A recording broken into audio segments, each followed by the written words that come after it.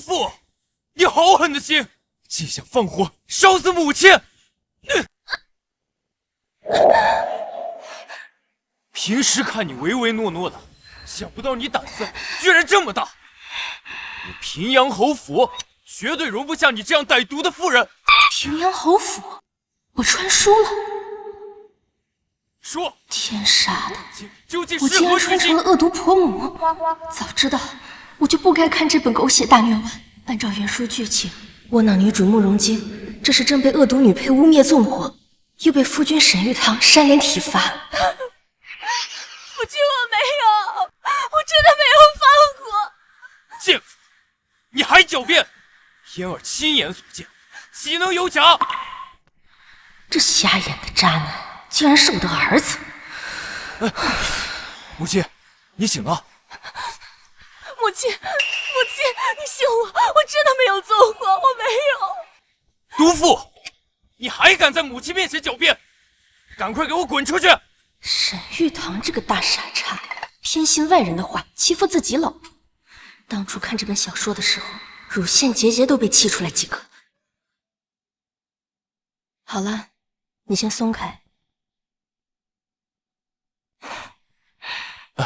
母亲。儿啊，过来，让为娘看看。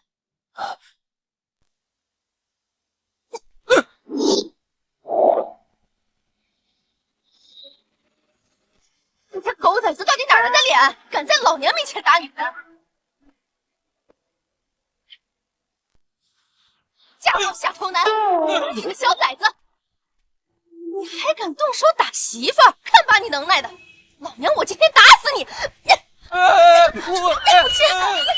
母亲，别打了，别打了，母亲，母亲，你打我！我打你怎么了？子不教母之过，我教育你那是天经地义，你有意见吗？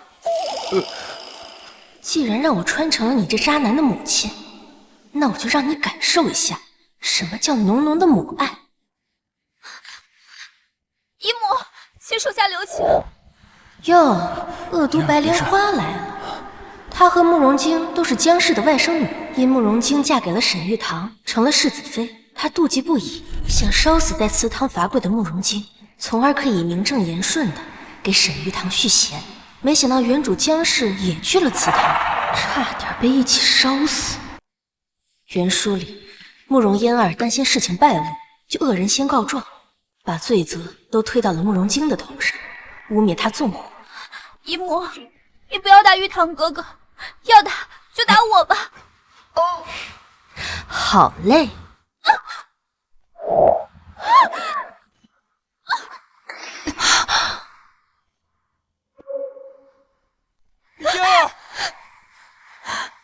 嫣儿，你怎么这么傻？母亲，你是不是疯了？怎么能打嫣儿呢？还敢在这儿跟我哇哇叫！我，陛下以仁孝治天下，父母之命大过天，你竟敢顶撞我，就是大不孝。我打你那都是替天行道，你想以身试法？母亲今天怎么性情大变，和平时全然不一样？伯母今晚好像非常生气，就连玉堂都打，一会儿是不是连我也一起打呀？原主姜氏在原书里就是个恶婆母，没什么母亲的威严，对丈夫和3个儿子唯唯诺诺，却对3个儿媳重拳出击。大儿子沈玉堂私底下也根本看不起这个母亲。不过不要紧，现在我来了，我非得好好教育一下这个小渣男。玉堂哥哥，嫣儿没关系的，你不要因为我惹姨母生气才是。母亲，就算你生儿子的气，那也不能打嫣儿啊！嫣儿又没做错什么。那怎么？你让他打回去？嫣儿不敢。姜氏今天是不是吃错药了？怎么对我这么大火气？嫣儿，你跪什么？起来！你也给我跪下！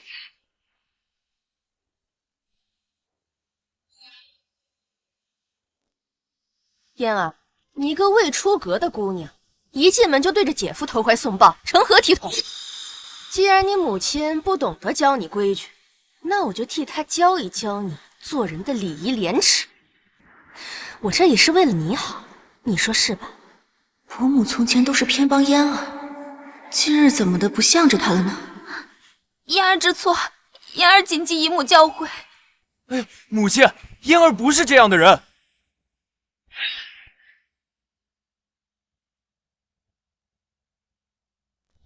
嫣儿都知道错了，你还在这胡搅蛮缠，还不是因为你这些乱七八糟的事情也闹不出来，还敢跟我顶嘴，我打死你！打死你！打死你！夫人，别打了，侯爷回来了。回来就回来，怕什么？你这个样子，怕是会吓到侯爷。奴婢还是先帮您梳洗一下。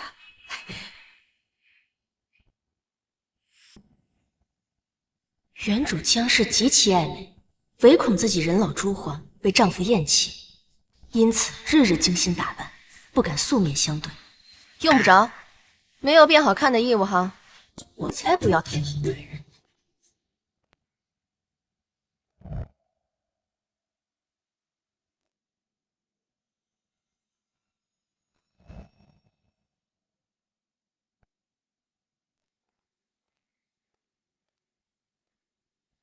这就是沈燕，怎么感觉好像和原主记忆中的模样有些不同啊？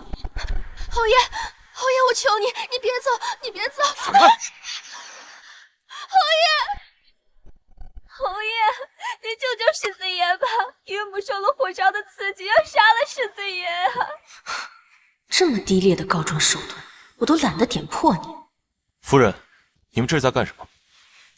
侯爷回来的刚刚好，过来一起听听，今晚祠堂这团火到底是怎么回事？宝娟，上茶。是夫人。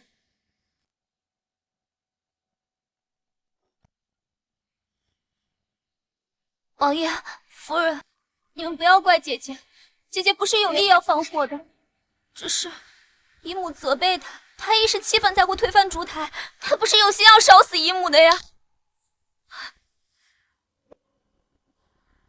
嫣儿，他都要害死你了，你还替他说话？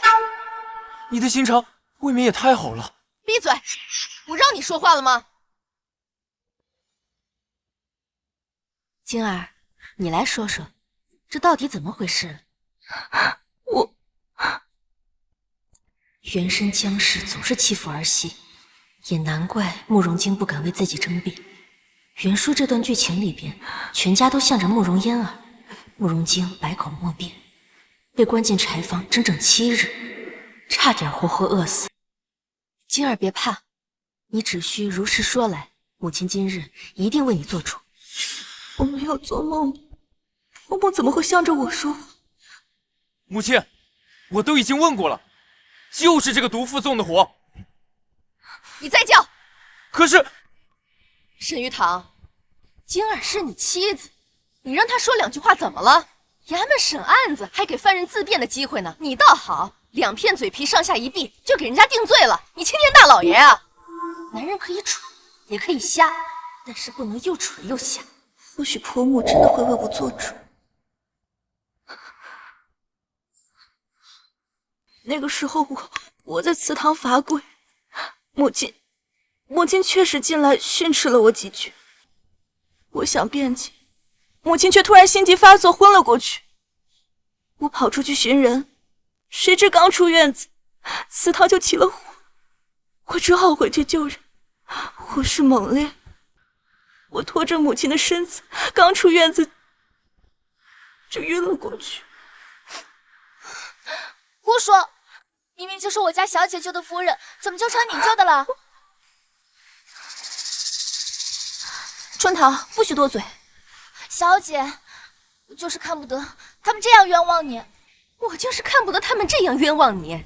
你要是不想让他说话，在他说第1个字的时候你就制止他了，等人家说完了你才呵斥，一唱一和的演给谁看呢？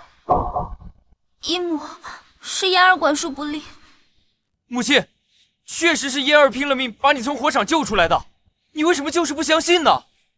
定是这个毒妇害怕担责，所以撒了火。父亲，母亲她糊涂了，你一定要为嫣儿做主呀！除了春桃，可还有其他人证？有。侯爷夫人，我到祠堂救火时，的确看到嫣儿姑娘背着夫人从大火里面出来。你可看清楚，若有虚言，家法伺候。世子妃一向不得人心，夫人也只会看丈夫儿子的脸色。侯爷更是不理这些小事，怎么今日这些人都不太对劲呢？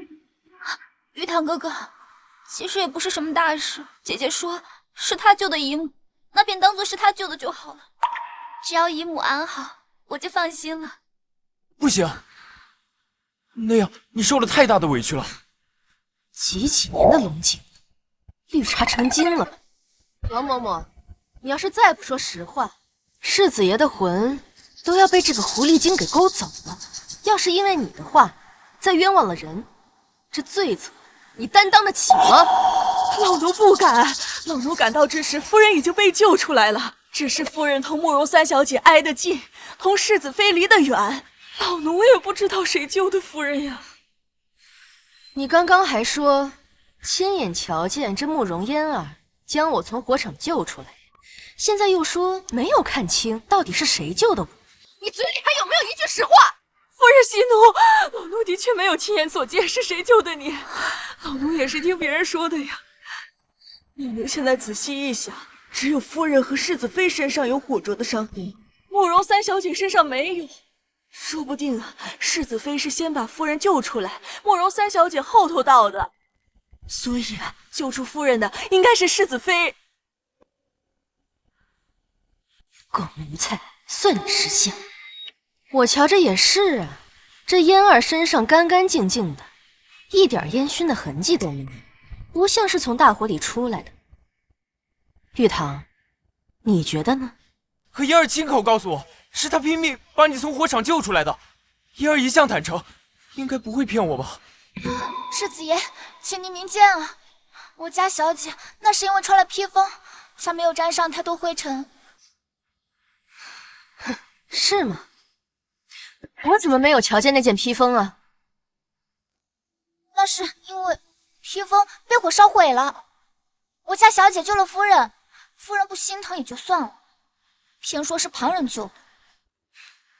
嬷嬷，这婢子出言不逊，你过去教她点规矩。是。嬷嬷，贱婢，侯府的主母岂是你能妄议的？再搬弄是非，颠倒黑白，便拔了你的舌头丢出去喂狗。这个春桃，我看书时就想扇他。慕容嫣儿固然可恶，但很多事情若没有春桃在背后出主意，他也干不成。现在竟然还敢在我面前上蹿下跳！母亲，春桃只是护主心切，才言辞不当，随便斥责两句就算了，何必这样大动干戈？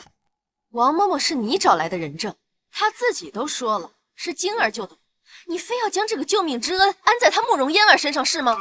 晶儿和嫣儿到底谁才是你的妻子？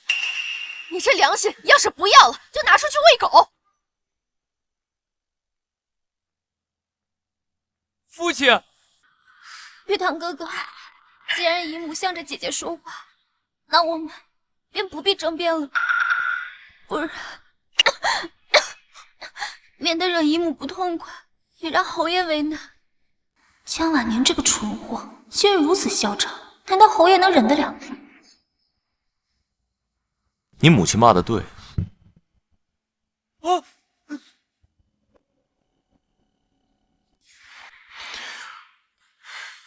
既然不是晶儿放的火，那放火的便另有其人。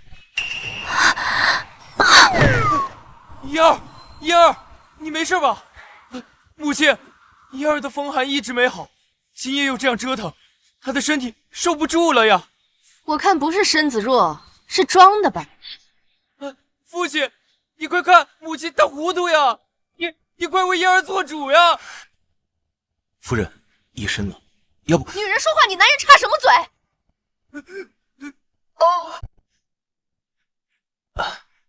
就算玉堂和嫣儿撑得住，你和晶儿也需要休息。你看，晶儿都折腾一晚上了。滚滚滚，都给我滚！走，快点出去，出去，出去！哎，走。都怪袁叔作者写的太潦草，这一段根本没有留下慕容嫣儿纵火的罪证。没关系，以后有的是机会整治他们。这沈殿，不可否认，的确仪表堂堂，气度不凡。袁书中这人不是很薄情寡义吗？夫人可有哪里受伤啊？还好没什么大碍。那便好。要不是我看过原文，知道他不爱我，后来还把我休了，我可能真的被他外表给骗了。哼，老帮菜，再好看也没有用。侯爷，你怎么还不走啊？夫人，我想搬回来住。不行！见了鬼了！他刚刚是想吃我豆腐。我的意思是说，侯爷与我分居多年，我这里没有准备侯爷的东西。没关系啊，夫人，来日方长。林嬷嬷，好好照顾夫人，要是有什么要紧事，就到书房来找我。是，侯爷。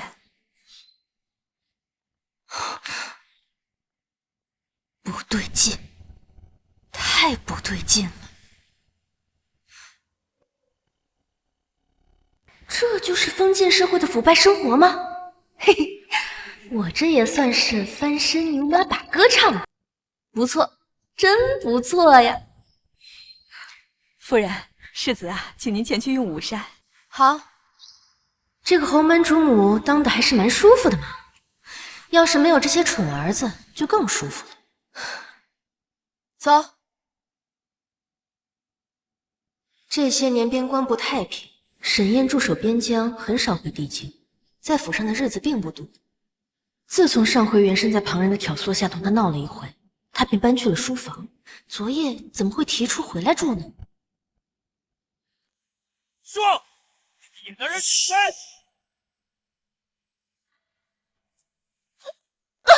逆子，你要死啊！今儿做了什么？你要这样把他往死里掐？平日里嫣儿咳嗽一声，你都紧张的不行，现在掐起媳妇儿来，倒是一点都不心疼啊！母亲，你来的正好。你说说，哪个男人能看得自己的妻子背着自己偷人，还怀了野种？什么？我没有。嫣儿怀孕了？没有，母亲，我真的没有偷人。我知道，别怕。我当然知道，这段剧情是慕容嫣儿母女俩伙同大夫污蔑慕容京，只是怎么提前发生了？难道是因为昨晚我护住了慕容京，剧情发生了改变？表姐，你怎么顾着外人，全不顾自己儿子的脸面呀？这就是柳氏，原身的远房表妹，京儿的嫡母，慕容嫣儿的亲娘。来了侯府之后，一直赖着不走，上蹿下跳的挑事，在袁慎的纵容下，俨然把自己当成了侯府的女主人。哎呀，姐姐，你的脸怎么白得像个死人啊？这要是侯爷看见了，难免会觉得晦气。我看你呀，还是回去好好补补妆吧。姐姐，你本就和侯爷夫妻不睦，再不好好打扮。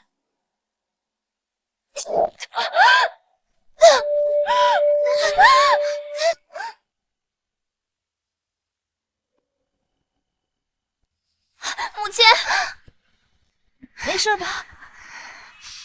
母亲，你这是干什么？柳氏出言犯上，存心诅咒我，他自己犯贱，怪不得别人。表姐，我没有，你可别冤枉人呐！世子爷，小姐，我作证，夫人真的没有。他说我脸白的像死人，不是诅咒我去死吗？姨母，这肯定是误会，母亲肯定没有那个意思的。那他是什么意思呀？这贱人怎么变得这么伶俐？表姐，我是好心的，我怕你被那不知检点的贱婢所蛊惑，这一时心急，口不择言。哎呀，都是我的错。是好心还是犯贱？我自有分辨。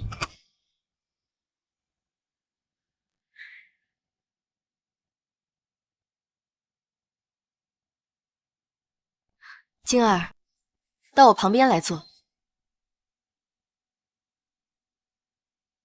你放心，只要有我在，就不敢有人胡来，更不敢有人伤害你肚子里的孩子。谢谢母亲。母亲，你可不要被他给骗了。他刚刚闻着饭菜犯恶心，我叫来张大夫给他诊脉，说他已经怀孕2个月了。可我刚回府不过月余，那野种怎么可能是我的？母亲，我是被冤枉的。此事若不查个水落石出，我宁可一头撞死，也绝不会让我的孩子受如此奇耻大辱啊！母亲，又跪下，快坐下来。张大夫何在？夫人，世子妃是怀孕2月有余了，而且上个月她还和我讨要过红花，这红花是落胎的猛药啊！母亲，慕容清分明害怕奸情泄露，打算秘密堕胎。今日闻了饭菜气味，露出马脚，才被我发现。侯爷，夫人和世子又吵起来了，还打了慕容夫人。您要不要过去看一看呀？拿盒玉露膏过去，夫人。别叫夫人把手扇住。哎呀！张大夫，你如此挑唆世子，安的什么心？夫人慎言呀！我与世子妃无仇无怨，又岂会胡乱污蔑于他？我只是和世子爷实话实说呀。好一个实话实说！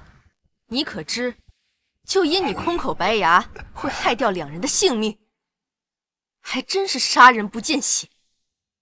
夫人，就算你想护着世子妃，可世子妃怀孕2月有余，是事实呀。就是呀，表姐，这家丑不可外扬，这事闹大了，对大家都不好。我看呀，就把晶儿肚子里的野种打掉，给她点教训，这事啊就了了呢。母亲，我真的没有偷人，我的孩子是无辜的，我自己不要紧，求你们不要杀了我的孩子。慕容静，你还在惺惺作态，护着你那个野种！你怎么又跪下了？站起来！张大夫，你说世子妃上个月就有了身孕，还向你讨要了红花，你可有证据？我上个月给世子妃开的那个药方，和世子妃派人去药铺买的那个藏红花，就是证据。如此说来，要证明姐姐的清白，只能找人去搜一下姐姐和杏儿的住处。还不快去给我搜！慢着！世子妃的屋子岂是你们说搜就能搜的？晶儿的药方还有煎药的药材，一向都是由杏儿保管，去搜她的屋子便可。还有，玉堂，让你的人去搜，其他人待在这里，谁也不许离开。好的，母亲，还不快去！是。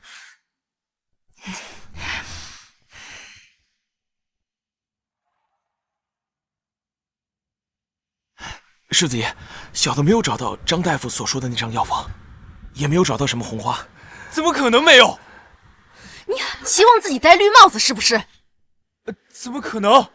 张大夫说了，比起自己的妻子，你倒是宁愿更相信一个外人。晶儿有你这样的丈夫，真是倒了8辈子血霉。难道我真的冤枉晶儿了？怎会没有？肯定是这个家丁没有搜清楚。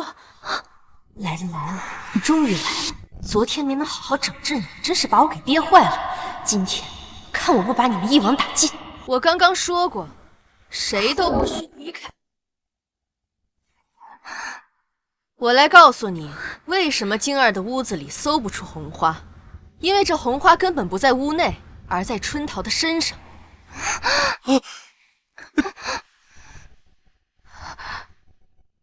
林嬷嬷，给我搜春桃的身，叫咱们瞎了眼的世子爷看个明白。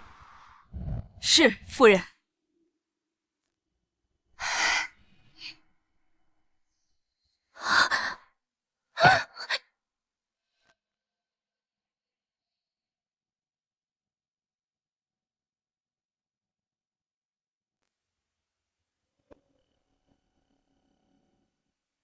是，夫人。你要干什么？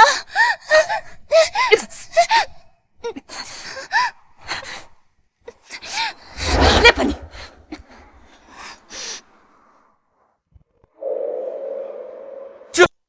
这是怎么回事？你个蠢货，这还看不明白吗？有人要拿这2样东西陷晶儿于不贞之身，只要春桃去搜了屋子，再将这2样东西藏在暗处，再假意搜出来，那晶儿和她腹中的胎儿这辈子都洗不清了。这药方和药材都是我自己用的，只是恰巧……你们慕容家的婢子真是毫无规矩。夫人问你才能答话，再敢插嘴叫嚣，打烂你的嘴！夫人，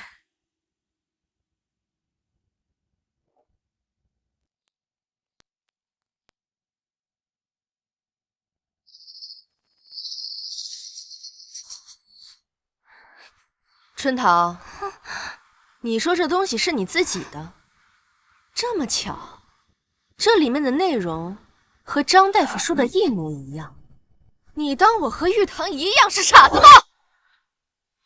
春桃，这是从何得来？世子爷，奴婢冤枉啊！冤枉？这东西从你身上搜出来，可由不得你喊冤，还不如实招来。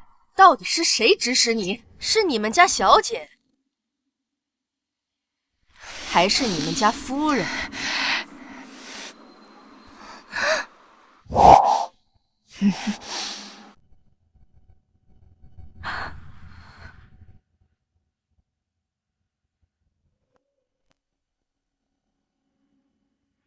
春桃，这诬陷世子妃的罪名，你一个人可担当不起。冤枉夫人，我真的不知道这些东西怎么会在我的身上。好你个祸水的丫鬟，就算知道玉堂喜欢嫣儿，你也不能祸害晶儿啊！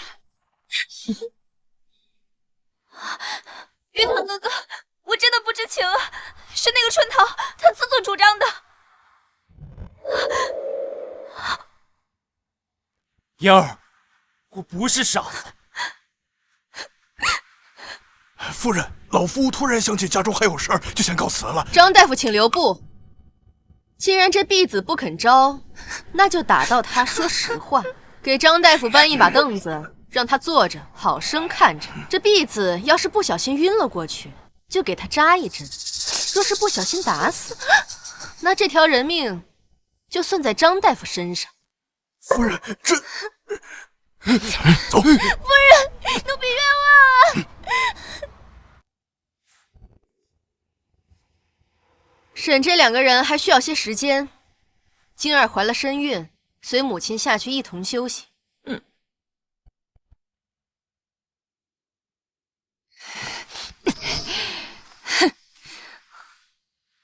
玉堂哥哥，你要相信我，真的不是我。等这件事情审清楚再说，我还有事，先走了。母亲，这下该怎么办？春桃的家人还在咱们慕容府呢，他哪敢说实话呀？不过这江万宁今天太不对劲了，根本不像从前那样好撺掇哄骗。我得想想后招，否则呀，你嫁入侯府，可就没希望了。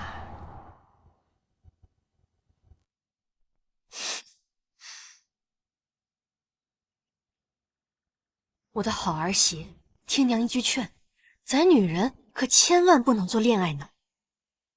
母亲，这什么叫恋爱脑啊？这恋爱脑就是一个女人把自己的一切依托在一个男人身上，然而当这个男人对这个女人厌弃时，那这个女人的世界就会轰然崩塌，这是万万不能的。咱们女人应该将命运掌握在自己的手里，可千万不能成为一个男人的附属品，明白了吗？晶儿，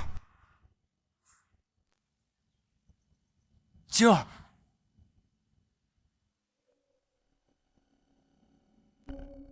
晶儿，我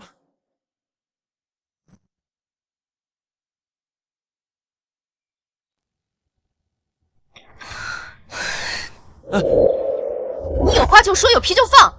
一个大男人半天憋不出一个屁来，你刚刚不还是一口一个野种吗？母亲，别说了，孩儿知道错了。今日之事，确实是我对不起晶晶，才让她受了那样大的委屈。孩儿也不是有心的。晶晶怀了身孕，我不知道有多高兴呢。若不是春桃故意栽赃陷害，我也不可能不认自己的亲生骨肉。等等，什么叫春桃故意栽赃陷害？难道不是他主子指使的吗？我知道他们母女两个脱不了干系，可我觉得应该是柳氏干的。嫣儿她之前是那样善良一个人，一定是被撺掇的。沈玉堂，若你和慕容嫣儿是两情相悦，不如我们和离吧。我知道你不喜欢我，可我腹中的孩儿是无辜的，我受点苦不要紧，可他们这次想要的是我孩子的命啊！我成全你，也请你放过我和孩子吧。终于支棱起来。和离，我不要。晶儿，这是我对不起你。可嫣儿她自幼就与我有婚约，当初若不是你下了药，与我有了一夜，我也不可能抛弃她娶了你。我猜想她一定是太爱我了。晶儿，你已经是世子妃了，可我有愧于她，这件事情是我对不起你，我给你赔罪。你要我跟你说几遍你才肯相信我没有给你下过药？算了，我不想跟你说。母亲，我先走。要是慕容嫣儿下的，你这个蠢货！下次想清楚了再开口。母亲，她要和离，你都不拦着她吗？难道让她下半辈子一个人带着孩子吗？就你这样的傻儿子，就算治好了也流口水，我哪还有什么脸去留人家呀？我们侯府的脸都给你丢尽了，你放心，就算你们和离了，我也不会让他一个人带着孩子，我们侯府养得起他们俩。流口水，母亲这是在骂我有病吗？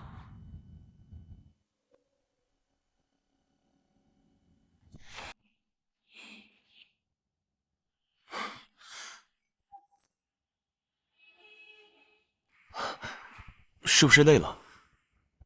消气了？他怎么知道我动气了？也是，府里出这么大的事，他怎么会不知？该不会是要找我麻烦吧？我们那个大儿子实在是太没有人性了。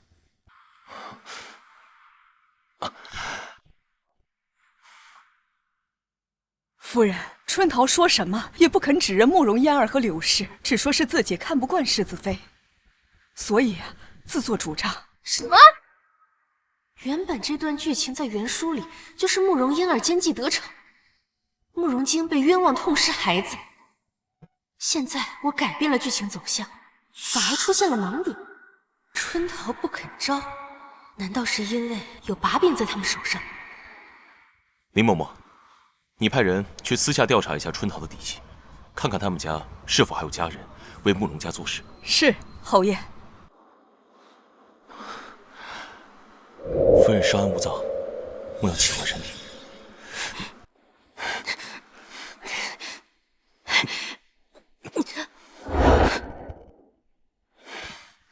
难道侯爷有什么好方法？如果夫人需要，我可以出出主意。他竟然想帮你！侯爷纵横官场多年，一定有拿捏他们的好办法，对吧？那夫人有没有听过，贪官奸，那清官就更奸？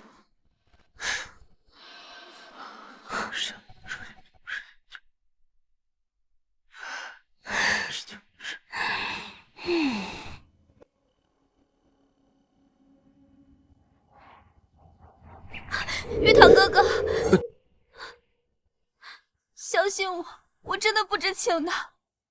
嫣儿，我知道都是春桃的错，但晶儿现在是我的妻子，又怀了我的孩子，我不能全然不顾她的感受啊。我明白的，玉堂哥哥，我们终究是有缘无分，嫣儿不敢奢求什么，只希望能远远看着你就好。我知道，是我对不起你。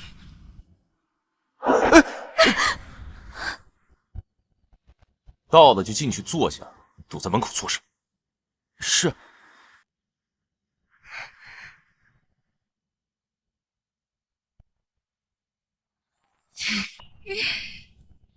既然人都到齐了，那便开饭吧。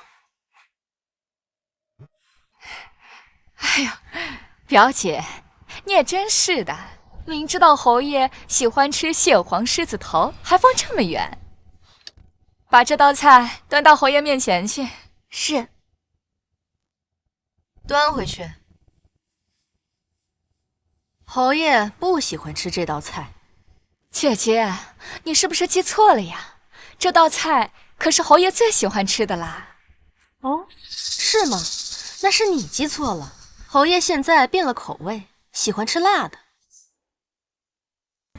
是不是呀？夫人说的没错，本侯如今嗜好辣味，早对狮子头已经腻味了。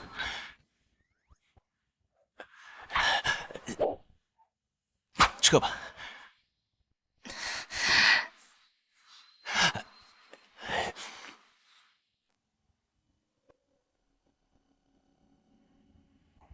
侯爷怎么向着江婉宁说话？从前侯爷与他说话都不多说几句，反而多爱与我谈心。今儿个是怎么了？难道是江婉宁使了什么把戏？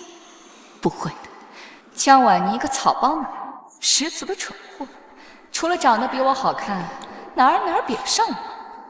这侯门主母，她能当的，凭什么我不可以？明明侯爷之前和我已经眉来眼去了，不行，我不能让他翻身。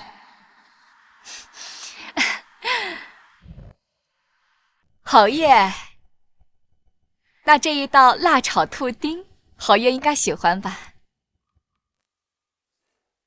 吃饭就吃饭，你在这演什么聊斋呀？姐姐，你怎么当着侯爷的面耍性子呀？侯爷都已经在外面操劳一天了，好不容易想回来好好吃顿饭，你这样闹，岂不是让侯爷连饭都吃不安生了吗？侯爷是我的夫君，用得着你来操心？当初是你说你家着了火灾，需要重建屋宅，我想着大家都是亲戚，才将你和嫣儿接过来暂住。没想到住的时间久了，你连自己的夫君是谁都搞不清楚。姐姐，冤枉呀！我只是觉得在此借住多有叨扰，才想着费些心思照顾好侯爷和玉堂，替姐姐分忧。若是姐姐嫌我做的不够好，是，你确实做的不怎么样。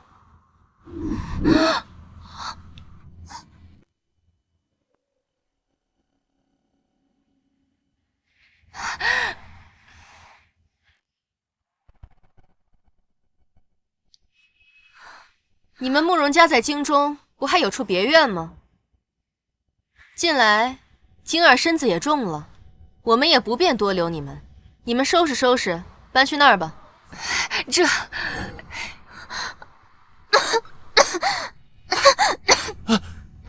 母亲，你也不能说赶人就赶人呀。姨母是你亲妹妹，更何况嫣儿的病还没好，不如……你再敢忤逆你母亲试试！哎呀，我这心好痛啊！这个逆子，我迟早要被这个逆子给气死！整天不是火灾就是吵架，是不是因为他们俩在这府上住着，成我的寿啊？林嬷嬷，多带几个人，把他们的行李收拾。这侯府恐怕是容不下他们了。是。哎呀，逆子啊！玉堂哥哥，我和母亲也没有做什么呀，你们为什么要赶我们走啊？母亲最近脾气有点怪，我去劝劝她。晶儿，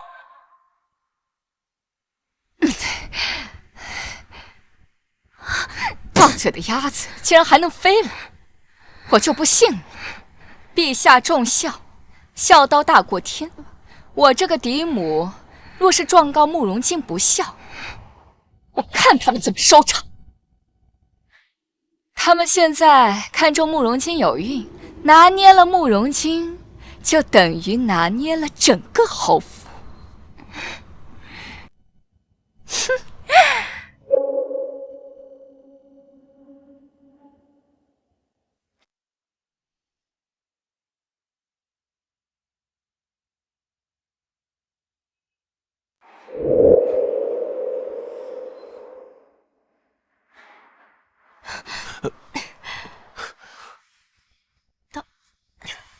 到了。夫人，累着了？不累，不是说好的演一场戏吗？可把我给演爽了。终于能把这脸绿茶赶出去了。侯爷，春桃的父兄在慕容家老宅修缮，我连夜派人将他们绑了过来。春桃见了人便招供了。这是供词。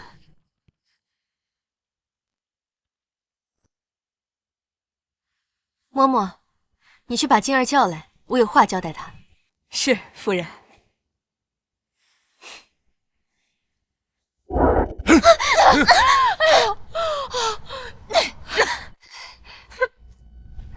好你个贱婢，谁给你的胆子，竟然敢这样对我们？自然是我们夫人给我的胆子。哎呦，哎呦，我这是造了什么孽呀！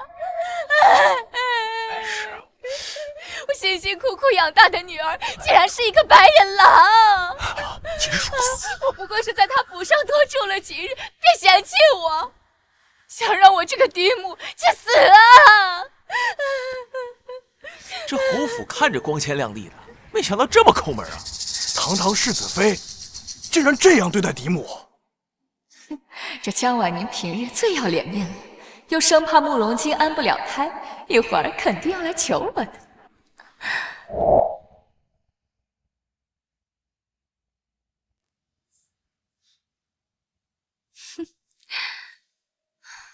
来来来，大家都来看看年度大戏精彩上演，走过路过不要错过，大家伙都来看看。怎么了这是？母亲，这么多人看着，你别胡搅蛮缠了。有什么事儿，咱们回去再说。我看你是巴掌还吃的少了，又在这糊涂了。母亲，姨母和嫣儿也是你的娘家亲戚，咱们高门大院的，犯不着这样赶人。他们都这么死皮赖脸了，你还在这讲体面？我体面人就活该被他无赖欺负吗？晶儿，就算你要养胎，你也不能将嫡母扫地出门啊！你快劝劝母亲，若是你背上不孝的罪名，咱们家的脸面可往哪儿放呀？脸面？我还有什么脸面？就因为他们是我的母亲和妹妹，我才去求着婆母，将他们迎进侯府里暂住。可这2个多月以来，他们不仅在侯府里面白吃白喝，吆三喝四，毫无半点做客之道，甚至还偷到了婆母的珍宝玉器，我的脸面都要被丢尽了呀！摊上这样的母亲，这世子妃可是倒了8辈子大霉了，这难怪被人从侯府扔出来。这侯夫人也是脾气真好，遇见这样贪得无厌的蛀虫，竟然还能忍2个多月。这要是我呀，1天都忍不了。呸！你个贱人，胡说八道什么呀？我什么时候偷侯府的东西了？我的那些东西分明是你婆母送我的。柳氏一开始花言巧语的哄骗袁深，送了好些东西给他，养得他胃口大了，心也大了，把侯府当成自己的地盘。凡是看见好东西，都要理所应当的拿一份，这中间的糊涂账早就说不清了。哎呀，我怎么不记得是我送给你的？不问自取是为贼，这么浅显的道理，你该不会不懂吧？姨母，你也是女子，你应当知道女子的名声有多重要。说你没有真凭实据，请你收回刚刚那句话，不要让家母背上莫须有的骂名。说这是什么个事儿啊？我顶多就是顺了信一票，这玩意儿只要我自己咬定是江氏自己给我的，又有谁能算得清这笔糊涂账呢？冤枉啊！堂堂侯府主母如此荒唐，送人钱财想要回去，借此污蔑我。偷没偷？打开看一看不就知道了。我屋内丢的可不只有珠宝首饰，还有侯爷送我的定情信物。我总不能连他也一并送给你。开箱授业，自证清白。好，若是搜不出来赃物，我要让你江婉妮给我当众跪地道歉。这挺广众的，对啊，好像是偷到了什么。母亲，我求你不要再讲了，有什么话咱们回去再说。滚一边去！他们2个站在大街上，当着大家伙的面说你妻子不孝的时候，怎么没有想过这些？现在想让我关起门来跟他们说道理，我就是要让大家伙看看，到底是谁不要脸！给我搜！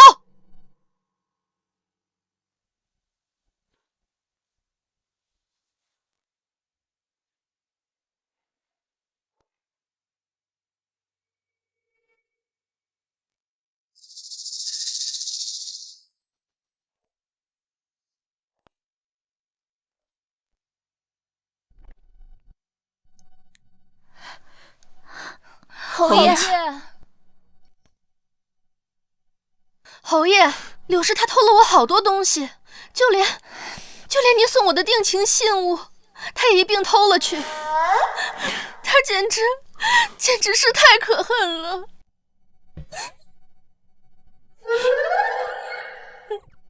这明明是他自己送我的，这蠢货莫不是疯了，在这睁着眼说瞎话？侯爷怎么可能会跟着他一起胡闹呢？侯爷，我没有啊，姐姐她眼睛看不清，认错了东西，侯爷总不会认错吧？之前侯爷待我还是很不错的，绝不可能和江婉妮一起冤枉我。江婉妮，你就等着被打脸吧。没错，这个玉镯就是我送给我夫人的定情信物。定情信物，真偷窃！柳氏，你好大的胆子！还真是他偷的呀！这侯爷不可能冤枉他呀！侯爷战功赫赫，要什么赏赐偷东西呢？没道理去争抢一个妇道人家的镯子呀！哎呀，这难怪世子妃不孝。此事啊，要是闹到陛下那里，那也是世子妃。就是世子妃，不是，侯爷是不是也疯了？竟这般纵着江婉妮，和他一起陷害我。侯爷，我没有啊！难道你也糊涂了吗？侯爷，这分明就是污蔑，你不能一心向着姨母啊！来人，把这2个人拿下，送官。且慢，父亲，都是一家子亲戚，实在没有必要如此啊！分析？他们对你妻儿下黑手的时候，怎么没想过那也是他们的亲人？还有你，你刚才义正言辞地跟我说，身为女子，理当知晓女子的名声有多重要。那你买通大夫，污蔑你的姐姐私通时，可有想过这一点？我看你这个人啊，真是无耻至极。不就是栽赃吗？谁不会啊？以其人之道还治其人之身，哼，这是你应得的。春桃不是说这件事情是他干的吗？你自己看看，春桃的父兄已经被我拿下了，昨晚也如实说了实话，是他柳氏还有他慕容嫣儿买通他和大夫污蔑你晶儿，目的呢，就是为了打掉他腹中的胎儿。嫣儿，居然真的是你！嫣儿，居然真的是你干的！玉堂哥哥，不是我，是我母亲，是我母亲为我鸣不平啊！若是当年没有发生那样的事情，嫁给你的本应该就是我才对啊！是母亲看我一片痴心，才想出如此对策的。玉堂哥哥，你原谅我们吧，好不好？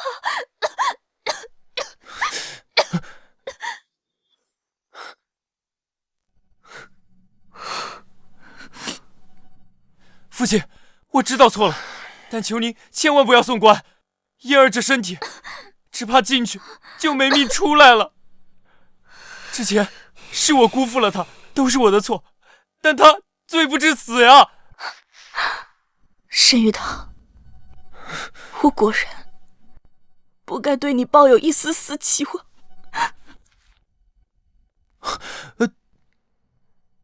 这个蠢儿子，还以为自己欠了慕容嫣儿呢，看来非得给他上一剂狠药才行。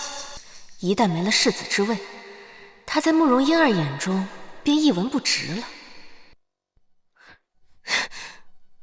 既然你这么糊涂，那我平阳侯府的世子位也要易主了。你不是担心你的姨母跟你的表妹吗？那我看你啊，就去做他慕容家的儿子。母亲，你连我也要赶出家门吗？你也不要我了吗？父亲，母亲他疯了！你母亲说的没错，我们家又不止你一个儿子。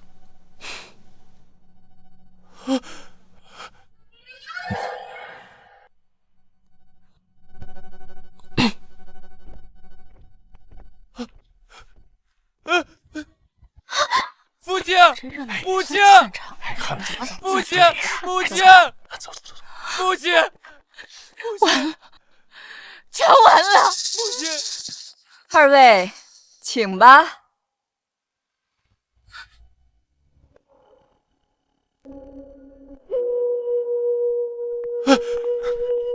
嫣儿，你再等我去向父亲求求情。没想到平阳侯会那样纵容江婉宁，难道他们之前的夫妻不和是过演戏？母亲，现在我们该怎么办？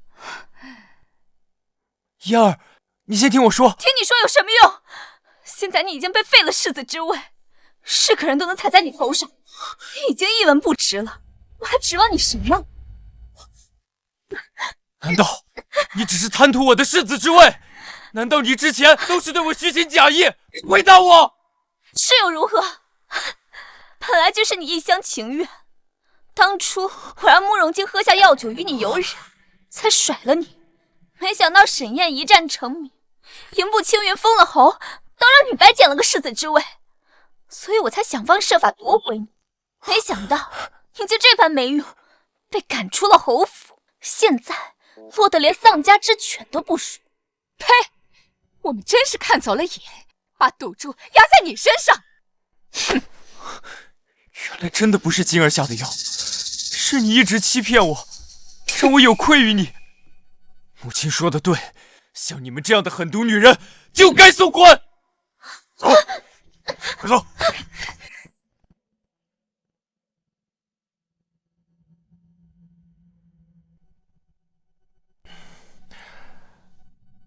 夫人可满意了吗？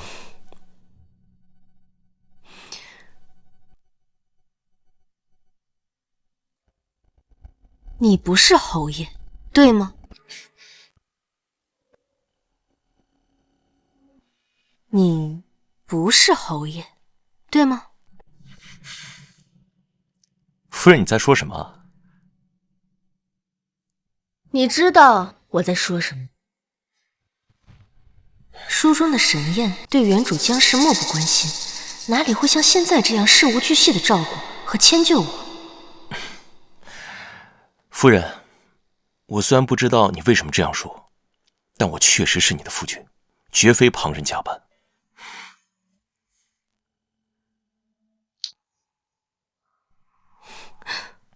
夫人若是不信，大可亲自查验。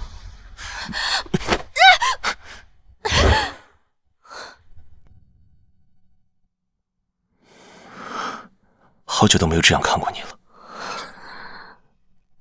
是吗？这是什么美男计吗？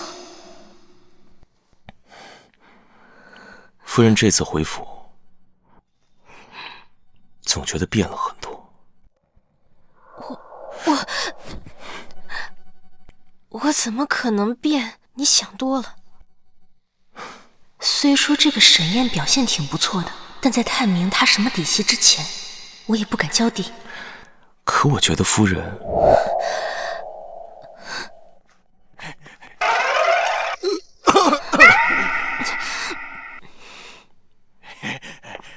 侯爷、夫人，世子在门外跪地不起，要求要见世子妃。世子？谁是世子啊？是大少爷。夫人，要不您还是去瞧瞧吧，老奴从来没见过大少爷这副模样啊。好，那我去瞧瞧，他到底什么模样。嘿。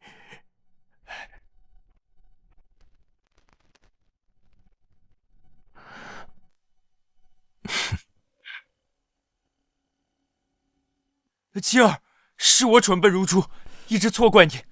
我不求你原谅我，但求你给我一个弥补的机会，不然我就跪在这里长跪不起。你在这道德绑架谁呢？晶儿，别理他，我们走。母亲，孩儿知道错了，求您劝劝晶儿原谅我吧。真是迟来的深情比草贱。我有什么立场去劝他呀？你自己造的孽，自己去还。我也对你失望至极，你想跪，那便跪吧。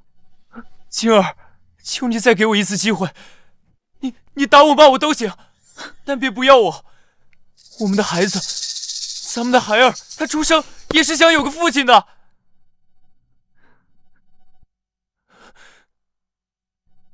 晶儿，该处理的人我都替你处理完了，你们夫妻俩的事我不便掺和。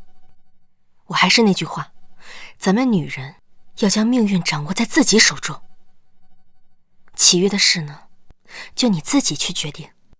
母亲，今儿感激不尽，请您放心，我绝对不会像从前那般软弱。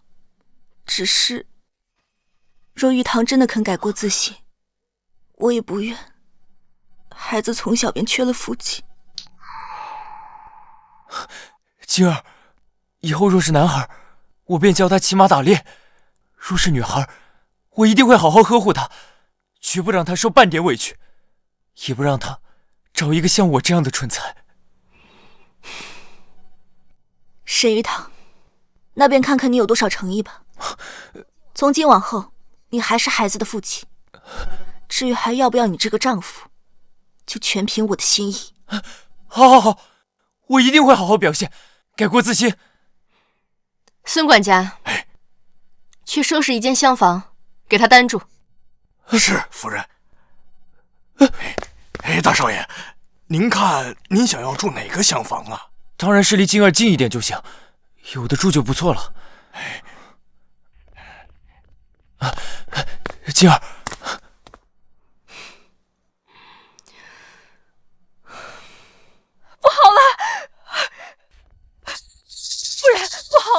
二少爷和二少夫人在院子里打起来了，说要和离。什么？快去看看！什么？快去看看！老二不是陪着芝芝回娘家了吗？怎么一回来就吵架？奴婢也不清楚，只知道一同回来的还有纪小将军，好像就是因为他吵起来的。纪灵珠，他来凑什么热闹？原书中，老二这对感情不好，都是因为这个纪灵珠。他借着真性情的幌子，对老二媳妇儿蹬鼻子上脸，偏偏沈玉安这个傻缺，还觉得他只是耿直。给我滚出去！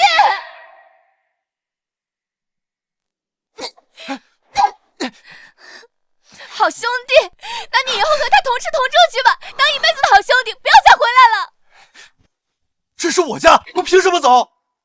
好嫂子，我都给你赔罪了，还不行吗？哎呀，你们这些深宅女子就是这样，一点芝麻大小的事儿也要闹脾气。我当沈师兄是大哥，我们俩是兄弟，哪有你想的那么龌龊？对啊，灵珠的马在城外的山道上撂蹶子了，我又不能将他一个人丢在山脚，才带了他一程，这你也要乱吃飞醋，简直不可理喻。是啊，你们是好兄弟，所以就可以光天化日之下在马背上搂搂抱抱。你们不害臊，我还害臊呢。什么搂搂抱抱？用得着说的这么难听吗？灵珠是因为担心我才陪我一路从军营走回来的，他凭什么在这儿挨你的骂？既然不想在这儿挨骂，那就赶紧滚！滚晚了，可就不只有挨骂这么简单了。母亲，母亲，你打我！侯夫人，有话就说话，你怎么能动手打人呢？你难道不知道，男儿最要紧的就是脸面？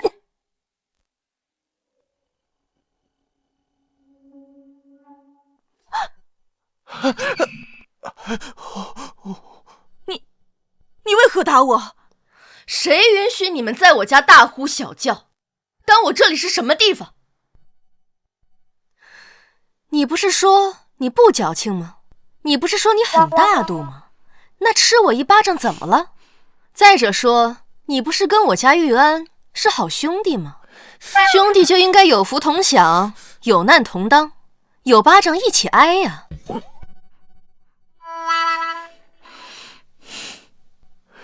这还是我的娘亲吗？听到大哥被赶出去的消息，我还不信。可是现在婆母居然动手杀了玉安，还把纪灵珠给打了。她以前只是对我们几个儿媳妇凶，难道现在婆母是对所有人都凶？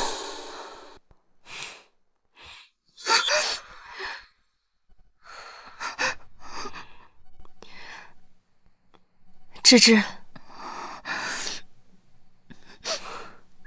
芝芝，没有必要为了这种狼心狗肺的男人掉眼泪。不知道我是不是被气出癔症了？这还是我那个是非不分的婆母吗？母亲，灵珠又没做错什么，你怎么能打她呢？你知不知道，灵珠在剿匪的时候为了救我，差点就死了。师兄，别说了，你看我这不是好好的吗？没事的，我皮糙肉厚，挨那一巴掌也没什么的。只要嫂子还有侯夫人消消气就好。阴的没边儿了，不愧是汉子差。宋芝芝这要强的直脾气，还真不是他的对手。你看看你闹的好事啊，这下你满意了吧？本来就是一点鸡毛蒜皮的小事，你心胸就不能宽广一点，非要搞得大家都不痛快。是，他大度，他心胸宽广，他气吞山河。既然你的灵珠师妹那么好，你怎么不把她娶回家供床上？你胡说什么呢？我跟师兄清清白白，是哪个长舌妇在背后乱嚼舌根，毁人清誉？你说的都是什么胡话啊？明珠好歹也是将门之后，难道你叫她到我府上做妾不成？好啊，你总算是承认了，原来是我挡了你们的道。既然你这么想把她娶进门当妻子，那我还厚着脸皮在这里做什么？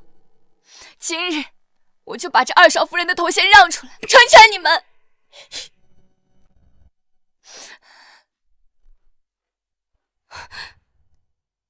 母亲，请恕儿媳不孝，儿媳要与沈渊和离。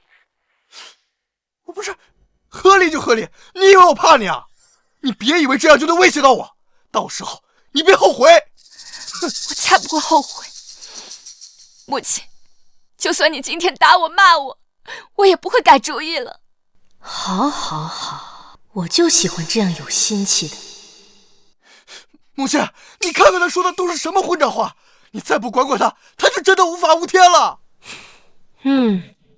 是该管管了。哼，我就知道，哪有做娘的不护着儿子的。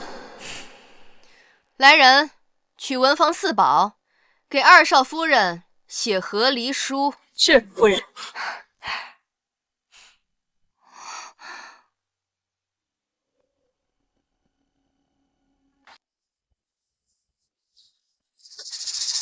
哎，不是，母亲，你是不是弄错了？婆母竟然云中我合理，不骂我。你以为我跟你闹着玩呢？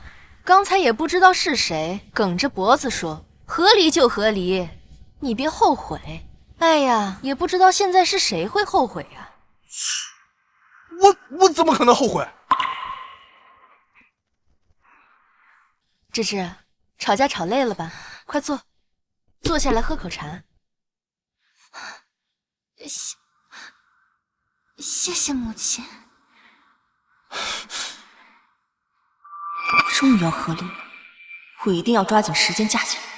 宋芝芝这小贱人，以后再后悔也没用了。只不过江氏这个未来婆母有点棘手。呀，季小将军怎么还不走呀？就这么迫不及待的想嫁到我侯府来？侯夫人，不知道你是听了什么小人的挑拨，才这样误解我。可我敢对天发誓，我纪灵珠对侯府全无攀附之心。说起来，季老将军也曾立下过不小的战功，将军府也曾荣极一时。可你父亲季将军，吃喝嫖赌样样精通，差点没把家业败了干净。有人啊，见我侯府如日中天，上赶着巴结来抱大腿，也是理所当然啊。夫人，奴婢将和离书拿来了。世子妃说她之前写过一份，没有署名的。如果二少夫人不嫌弃的话，可以直接拿去。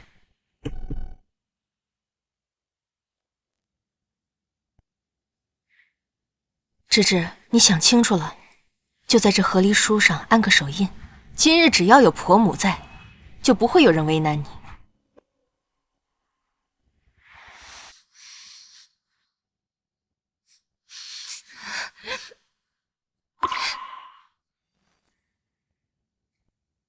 芝芝出身商户，又是做买卖的一把好手，做事果断干脆。若不是叫娘家那一帮吸血鬼和沈玉安拖累着，以他的心气和经商天赋，一定能拼出一番天地。到你了。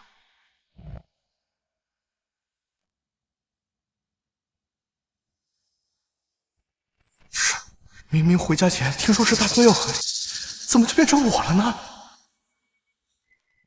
我不行！你说合理就合理，笑话！我凭什么听你的？耍我呢？写！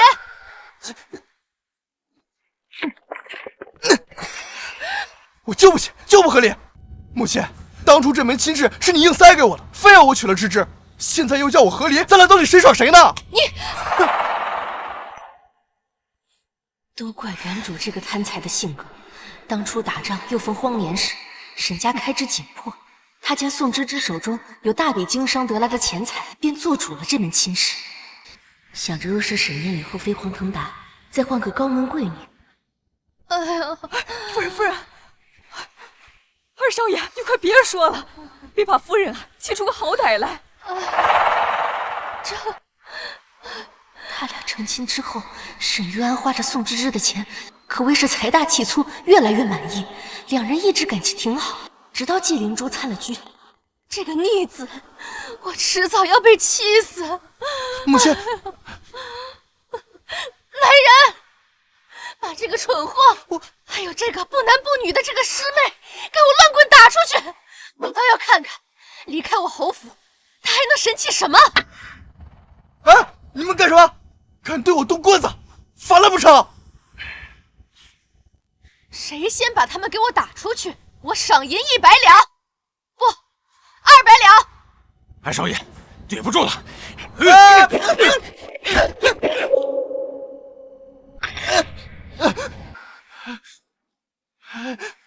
我母亲到底发哪门子疯啊？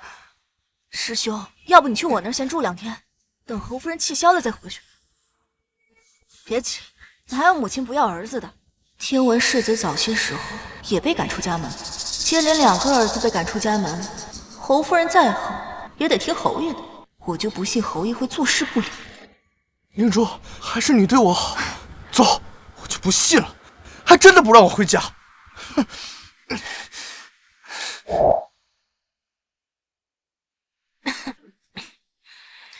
林嬷嬷，你去趟厨房，让他们做1笼蟹黄包，再蒸1个肘子。哦，对了，再来1个虾饺。是，夫人。哎，夫人你慢点，你还怀着身孕呢。母亲，母亲，嫂嫂，母亲，你吵架吵累了吧？我带了点点心来，您尝尝。晶儿，你来的正巧，快坐。我不过才回娘家几天而已，家里怎么天翻地覆了？大哥见到大嫂如此体贴殷勤，正好让晶儿给你打个样，也省去我一番口舌了。弟妹，你也吃一些吧。你一路赶过来，定是还没有来得及完善吧？谢谢嫂嫂。你放心，有母亲在，玉安她翻不起什么浪来，你且放宽心啊。就是啊，我看他呀也是欠收拾。可是我不明白了，他明明也不想过了，为何又不肯签和离书呢？因为沈家的男子啊，都爱犯贱，只有当妻子对他们厌弃时，他们才懂得珍惜。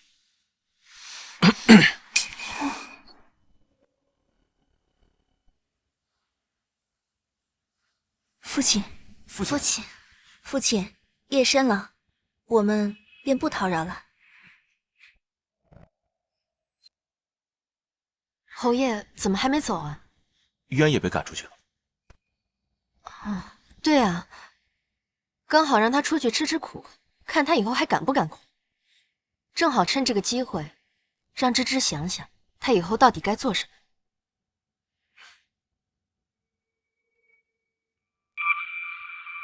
手里拿的什么？没什么。没什么，我看看，让我看看，看看嘛，看看嘛，夫人，夫人，让我看看。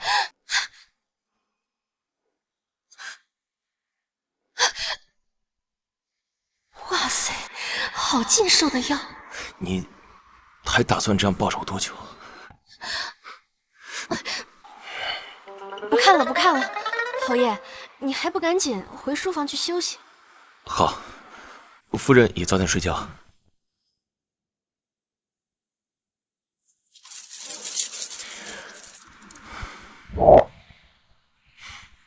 慢慢来吧，谁叫我传来之前就不受他待见。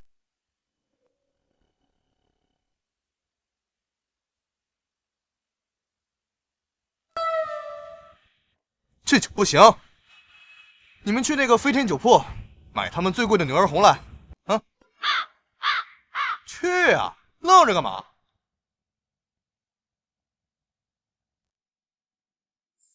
老爷，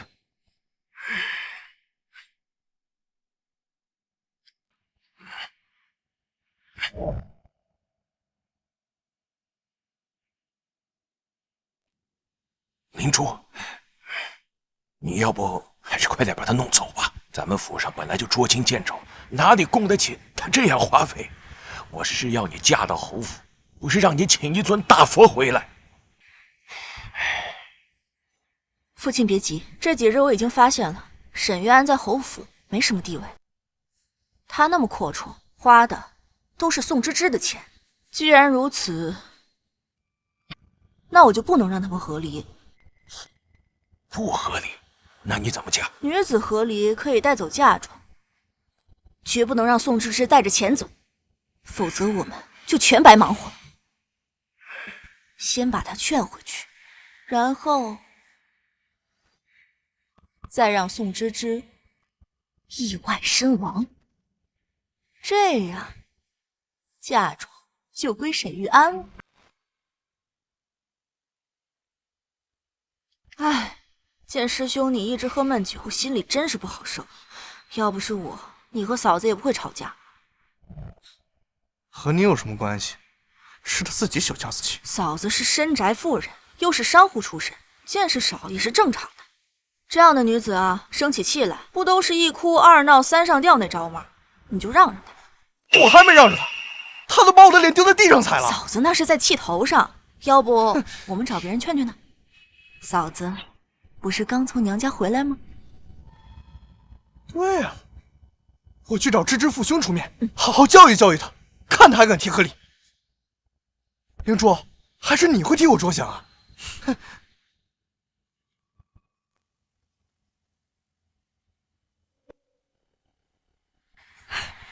夫人来玩了。什么？哦不是，是宋家来人了，来了好几个呢，气势汹汹的，要找二少夫人问罪呢。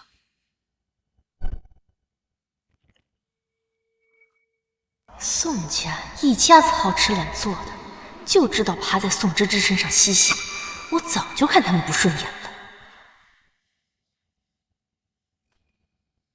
夫人，侯爷派我来给您送来了这个，这是侯爷亲手给您做的软鞭。侯爷说，用这个打不伤手。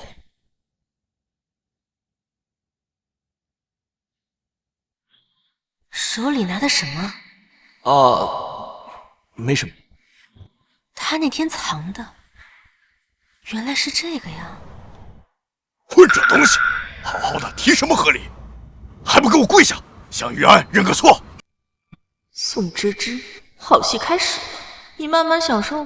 我又没有做错，为何要下跪？父亲，如果你今天来是来跟我说这些话的，那便请回吧。你这个逆女，这么好的姻缘，多少人求都求不得。你娘家的兄弟们，今后还指望侯府照拂呢。你算个什么东西，竟然还敢提出和离！今天我非得好好的管教你不可！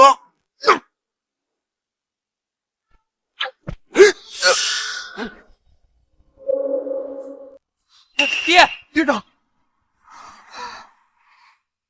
亲家母，你这是干什么？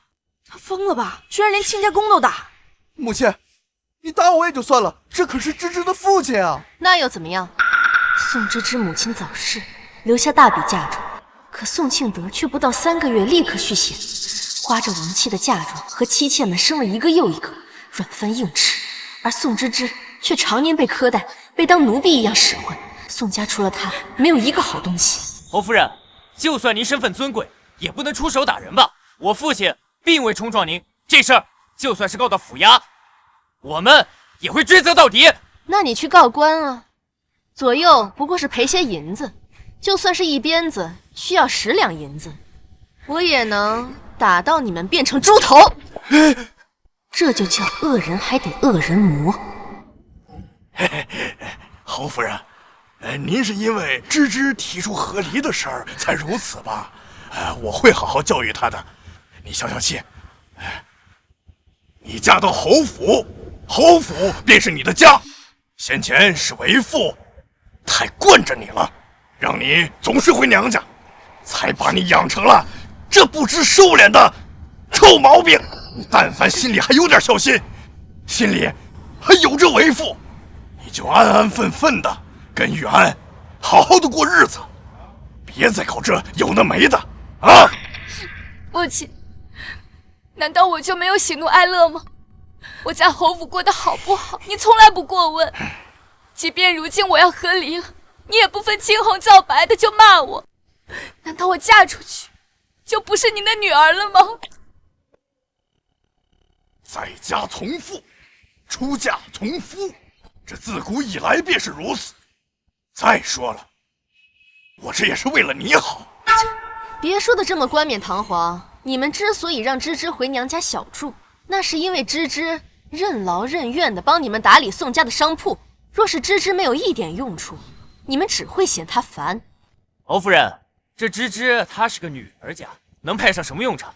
这宋家的生意都是我和我爹谈下来的，她顶多就是跑跑腿、打打杂，离了宋家的招牌，她什么都不是，什么都不是。芝芝，你听到了吗？无论你如何的呕心沥血，熬红了眼睛，他们不会记着你一丁点的好，还会觉得你占了他们的便宜。像这样的家庭，你还觉得是为你好吗？好，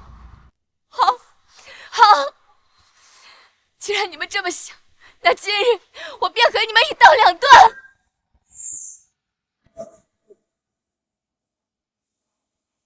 侯夫人，你这是站到哪边了？你说呢？来人，让文房写断亲书给二少夫人送来。是夫人。哎，母亲，您掺和个什么劲儿啊？这是人宋家的事。这宋家人不是你请来的吗？这难道不是你想看到的？哦，不对，就你那蠢笨的脑子，可能想不出这种阴招。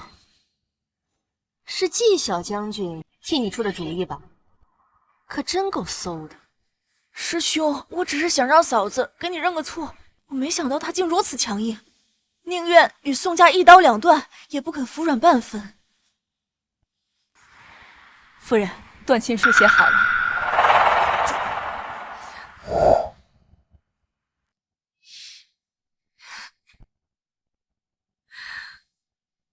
父亲，这是我最后一次这样叫你，从今往后，你我桥归桥，路归路，再无一丝瓜葛。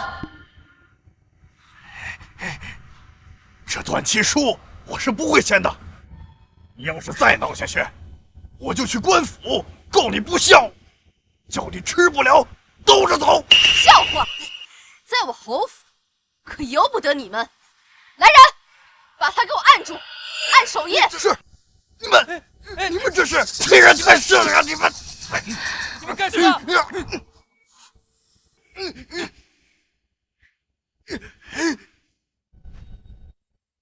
你这个恶妇，欺人太甚！我是被逼的，我要报官。就算你是侯夫人，到时候也得给我摄骨汤。何人要报官？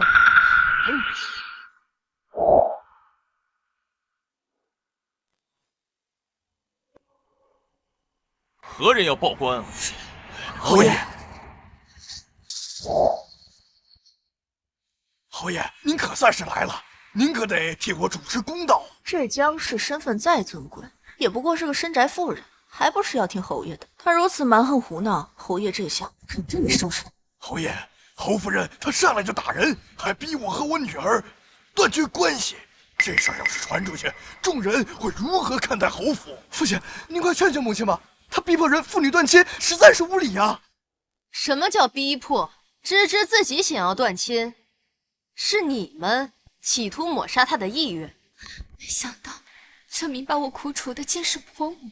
侯夫人，现在侯爷也来了，您不过只是个内宅妇人，这事儿还是不要掺和好。就是你欺人太甚，我现在手腕上还有伤呢，我要执意闹到官府去，你也吃不消。在场可有人看见夫人打人了？没看到，我们什么都没看见。你们这是寻死！雨安，是你把我请来的，你说句话呀！学长，我虽然母亲蛮横，但我也不能真让他们人过关吧？我也没看见。真是个没用的东西！没想到平阳侯为替江氏遮掩，竟如此霸道。你这，好，你们是侯府，我一个小老百姓无力抗衡。既然是断了亲，苏世志，你以后在婆家有什么事，可别再回来哭。你省省吧，你何时替芝芝撑过腰？你只不过是想借着芝芝在侯府的关系，好给你的儿子铺路搭桥。来人，这两个人给我赶出去！以后宋家和侯府再无任何瓜葛。休想再仗着侯府的关系在外行事，否则绝不姑息！你们欺人太甚！苏世之，你这个白眼狼！白眼狼！做白眼狼！老实点！放开我，我自己走。我不过是想叫芝芝低头，怎么会闹成这样呢？夫人，和丽书我请文房重新写了一份。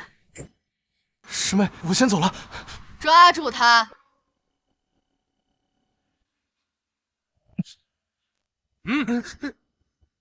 干什么？我好歹是二少爷，你们反了天啊！老规矩，抓到的200两银子。父亲，你快救救我！母亲她实在太欺负人了。哎呀，他怎么能这样？夫人，为夫抓到他了。不是，父亲你离不离？不理，离不离？不理，离不离？不理，离不离？不理。你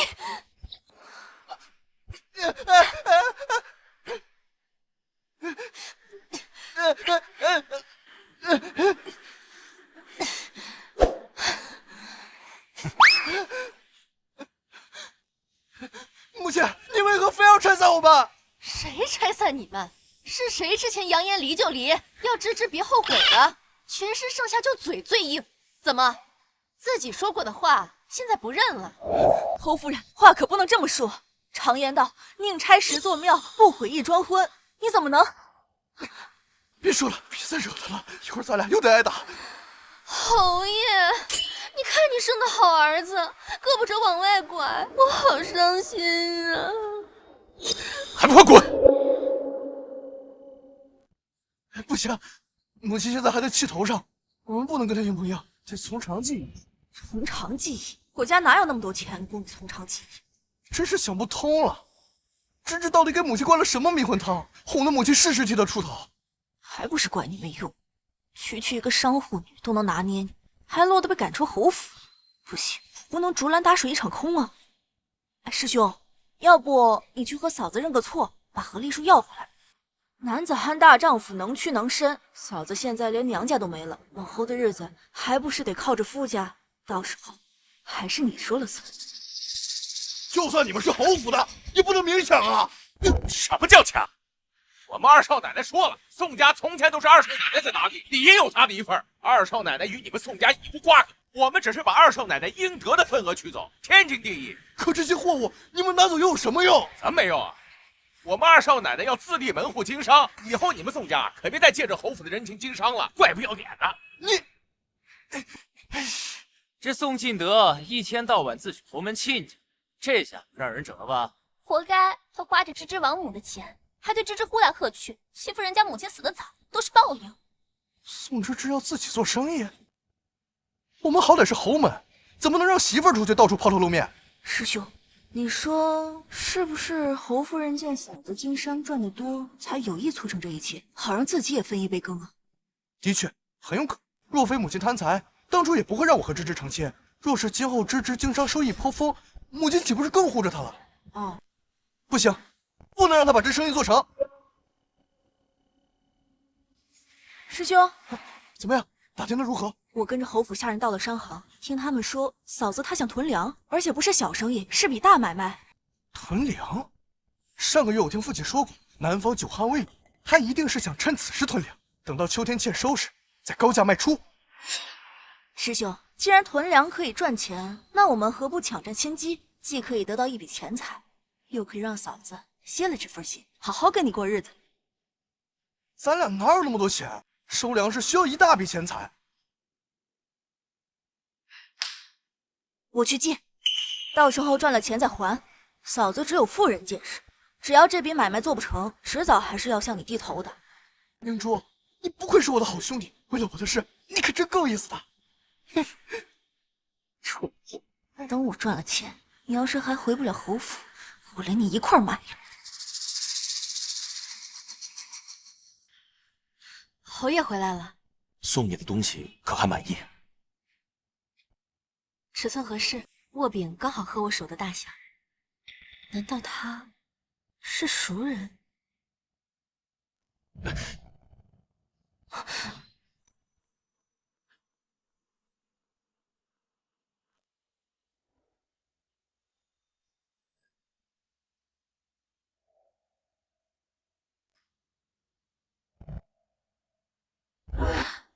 要是他，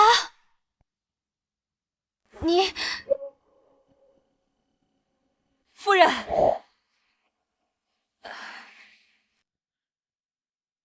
我出去办点事啊，下次再说。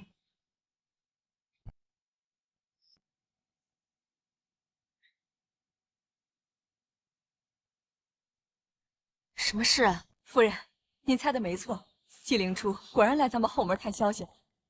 将军府那么大的钱财亏空，他追了许久的沈玉安又被我扫出侯府，他不急才怪。消息都放出去了吗？夫人吩咐，我当然得办好，保管那小蹄子发现不了破绽。母亲，芝芝，东西都要回来了吗？哎，坐。多谢母亲，我母亲的陪嫁财物已悉数从宋家收回，芝芝感激不尽。嗨，没事儿。哎，对了，你的店铺也快筹备好了，你打算卖些什么？我听闻今年南方久不下雨，收成不好，打算收一批粮食。若是秋季欠收，这笔粮食我可以高价卖给贵人们，再分出一部分救济灾民。按照原书剧情，并未出现过旱灾和饥荒，说明没多久就会下雨的。囤粮这笔赔钱生意，就让纪灵珠去做吧。芝芝啊，我觉得我们还是不要囤粮了。婆母有何想法？芝芝洗耳恭听。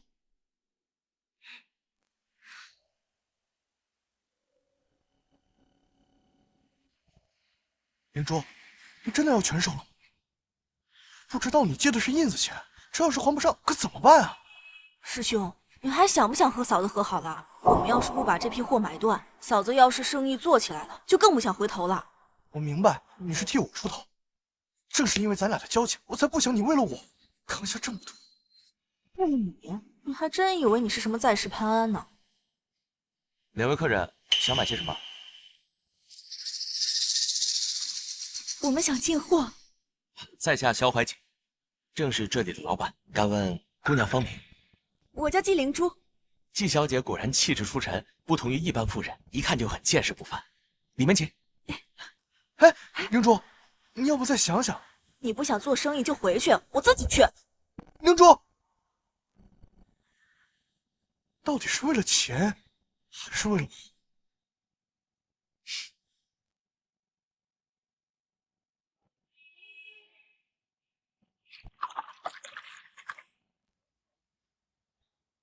不知纪小姐想进什么货？我这儿可是京城最大的商行，要什么有什么。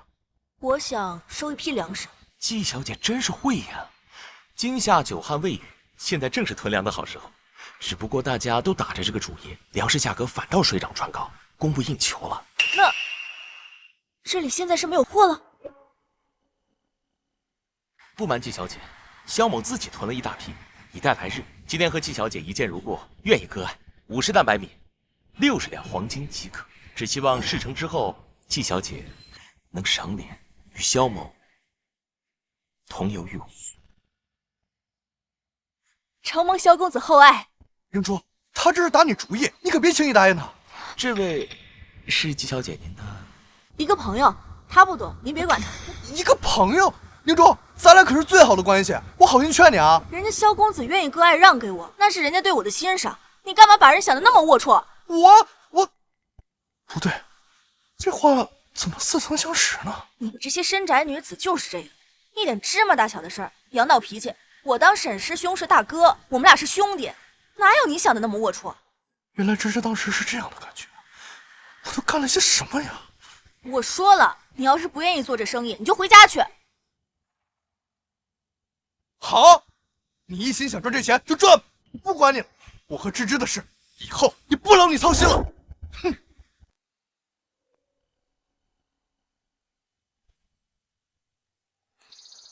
想干嘛？萧老板，我们想进货。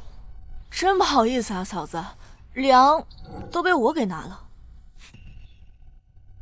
怎么，利民商行如今轮到你做主了？这只要没成交，那就是价高者得。侯夫人，萧某久闻平安侯府大名，十分敬重，但纪小姐的确先和我谈成了这笔生意。他出多少，我追加。嫂子，你有那么多钱吗？黄金70两，你出得起吗？就算侯府财大气粗，你也不应该为了和我斗气随意处置吧？哎，我侯府就是财大气粗，我挥霍得起。肖老板，70两黄金，你爽快点。侯夫人，您别为难我，将军府肯定没有侯府阔绰，您又何必为难季小姐？80两，肖老板，我灵珠也不难为你，这钱我将军府还出得起。90两。哎，灵珠，你就别和芝芝抢了。100两。那算了吧，我不要了。季小姐，既已成交，就当面付账吧，这是商行的规矩。这2张银票刚好可以兑100两黄金。好嘞。嫂子，真不是我说你，你这性格本就小家子气，做生意这种事真是不适合你们这种妇人。哼，我本来也没想要啊，是你自己一上来就提起粮食。别装了，你就是想囤粮食，等年末闹饥荒再狠赚一笔。也只有像你这种无耻的人才会想要囤积粮食赚灾民的钱。肖掌柜，我们之前说好的药材，我一会儿就让家丁带回去。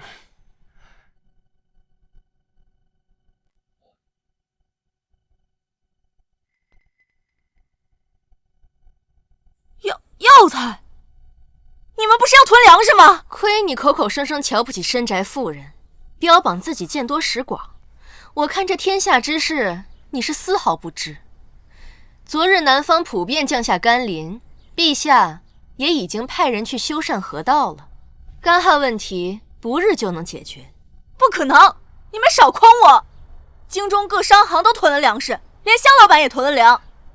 季小姐，买卖既已谈成，就不能反悔喽。至于游船之事，再说吧。你们什么意思啊？意思就是你亏大了。你们以前都认识啊？我与宋小姐是经商时就相识，只可惜她心里当初只有你。如今她既已和离，我巴不得明日就带聘礼去提亲。你敢提亲试试？他已离我未娶，凭什么我不能提亲？芝芝，你难道真的这么快就要再嫁吗？我嫁与不嫁，与你何干？哎，你不是认为芝芝不如你的好兄弟吗？现在着急了？我看你这个好兄弟啊，脸色不太好，还是趁早带人家回去吧。完了，全完了。师兄，我都是因为你才亏了这么多钱啊！师兄，你刚刚可不是这样说的。芝芝，我们走。你放开我！师兄，放开我！芝芝，肖老板，感谢你今日陪我做这出戏。芝芝，我刚才对沈渊说的话，并非做戏，全都是我的真心话。能得到肖老板的青睐和欣赏，是芝芝的福气。只是我如今并无再嫁之意，感谢肖老板的厚爱。我明白的。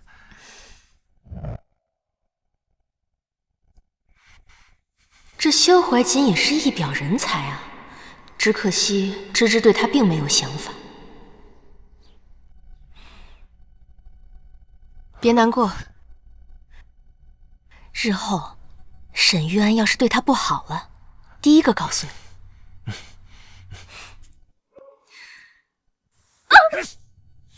什么？没钱还？没钱还，你还敢找我借100两黄金？还以为将军府是以前的地位吗？季将军早已是酒囊饭袋了。我告诉你，7日之后，你要是再还不了钱，我就搬空你家，把你送窑子里去。别，住手！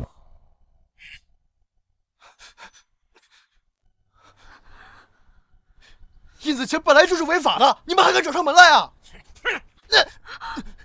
哪来的小白脸？你也不打听打听，老子什么来头？太有分界，他是平阳侯府的二少爷，你找平阳侯府要钱去。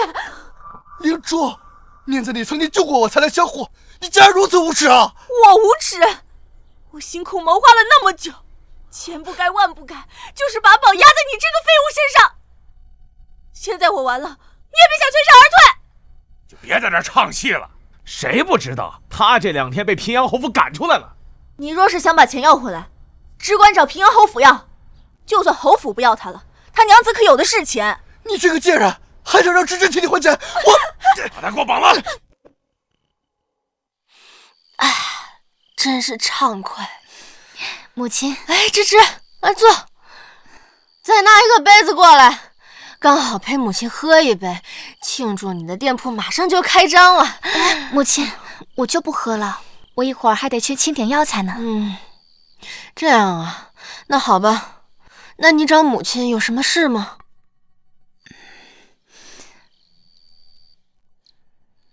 母亲，虽然我和玉安已经签了这份和离书，但我想了很久，还是先不上城府衙了吧。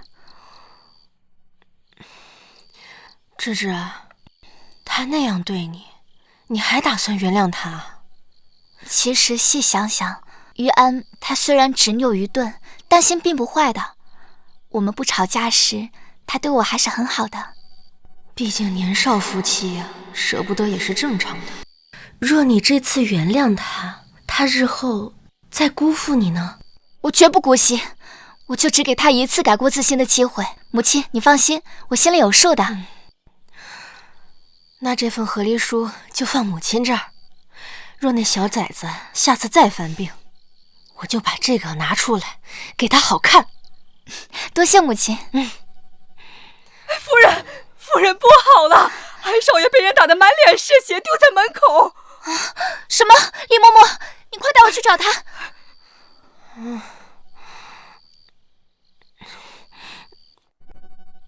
看看热闹去。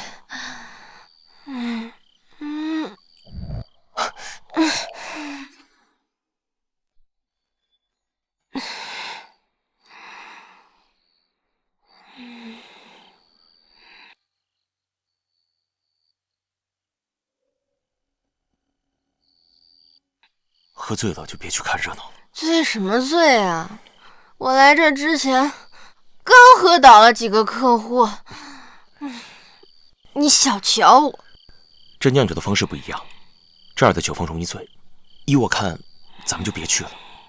解铃还须系铃人。有道理，你还挺聪明啊。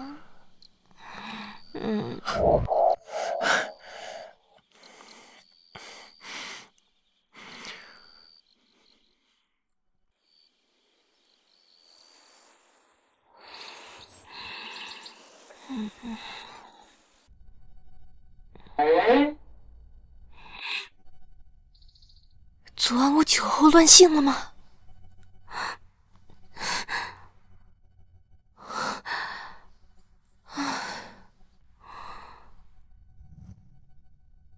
他昨晚就这样抱着我睡了一整晚。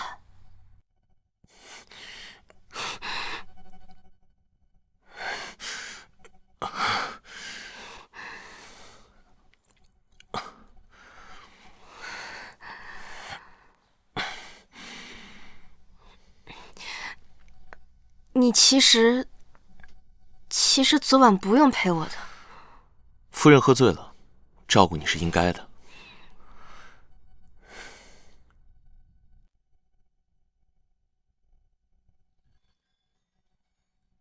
说的好像真夫妻一样。其实你……母亲，我知道错了，求求让我回家吧。滚出去！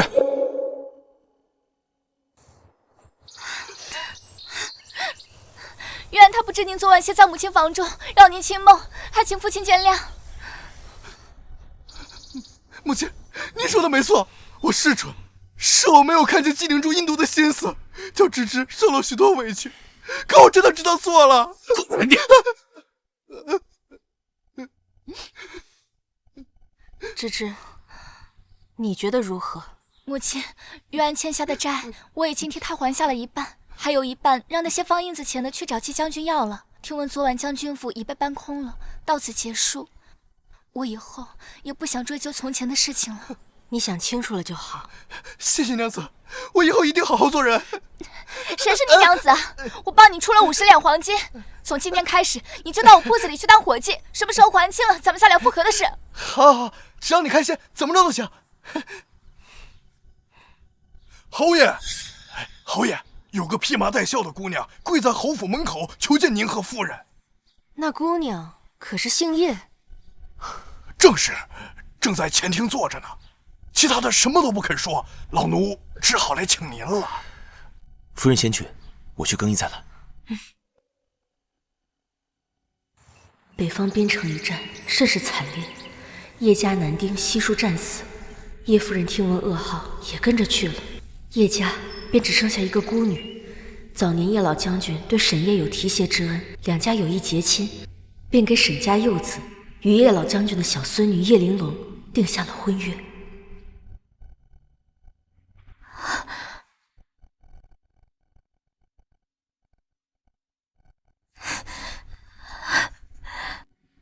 侯夫人，我知道我此番上门拜访多有唐突，可如今父兄皆已战死，我一介孤女想要保全叶家军，便只能与侯府结为姻亲，与沈玉琳尽早完婚，以求侯爷庇佑，稳定军心，万望夫人成全。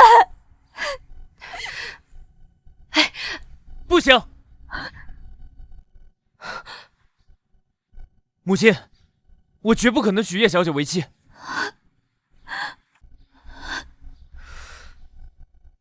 你这个混账东西！你这个时候与叶姑娘退婚，你置叶姑娘于何地？置叶家满门忠烈于何地？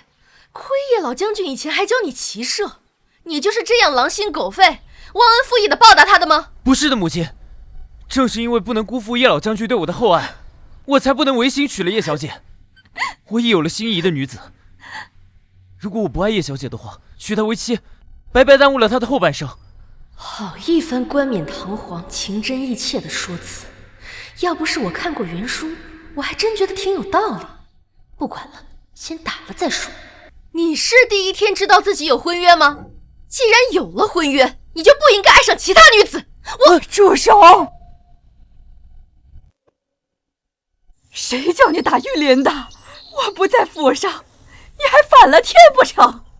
这就是搓磨原身多年的恶婆婆，沈燕的嫡母，多次挑拨原身和沈燕的关系，还将小孙子沈玉琳惯得昏庸无能，典型的搅屎棍。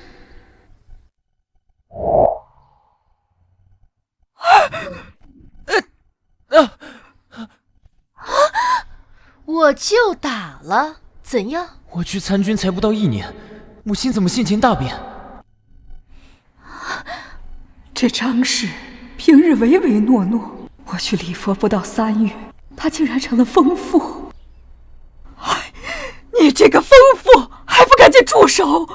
我告诉你，玉林与白姑娘的婚事我已经应下了，怎么你还连我一起打不成？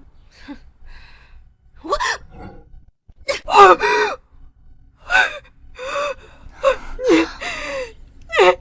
连我也敢打！孙管家，将这恶妇拖去祠堂，家法处置，长则30，不，长则50大板，拉出去！孙管家，我的话你没听见吗？老太君，我不敢。母亲，你怎么能打祖母呢？放屁！我是要打你，你自己拿祖母当挡箭牌，你个不孝子孙！我岂有此理！妾上老身也。沈郎，你没事吧？我没事儿。哦，对了，母亲，这位就是白姑娘，就是她把我从战场上救回来的。要不是她把我从死人堆里挖出来，我都没命回家了。我绝对不能辜负她。蠢货，救你的是叶玲珑，你奄奄一息时，是叶玲珑赶过去，一具具尸体翻找，将你救出来，送到就近的营地。偏偏原书作者要撒狗血，让他昏倒在营地附近，这才让白无双见了漏。你说什么？是他救了你？我是对你有愧，但是白姑娘对我有恩，我绝对不能辜负她。这就是那位与你有婚约的叶姑娘吧？是双儿不好，让沈郎为难了。好一个狐妹子，都敢舞到正主脸上来了！我看你再敢动手！老太君救命啊！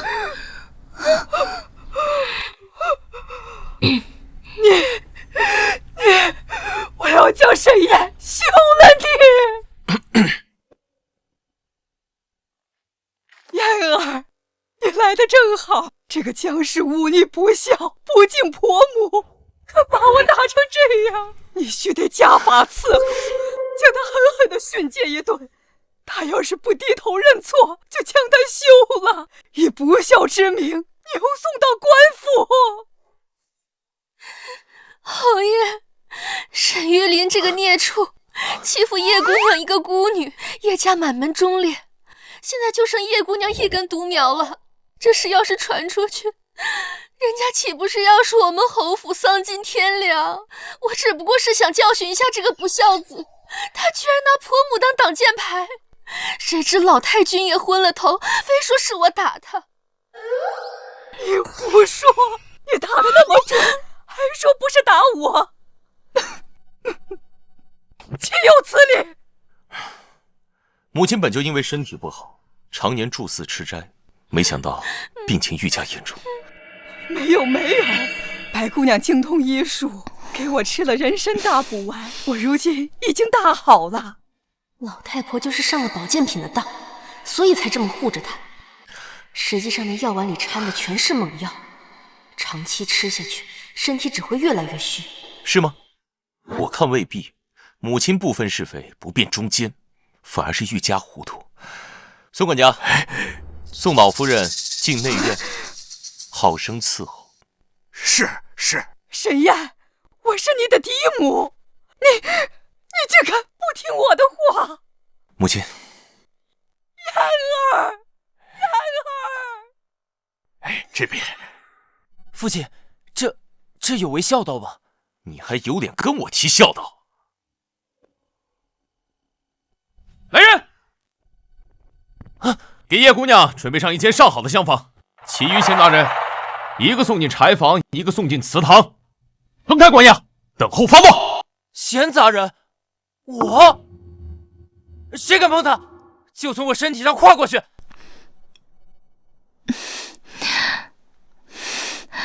沈郎，如果这样让侯夫人消气的话，那双儿愿意。双儿，你怎么能受这种委屈？我能常伴沈郎左右，就已经很知足了。你与叶姑娘既有婚约，你便听话，娶了她吧。我做妾也是做得的。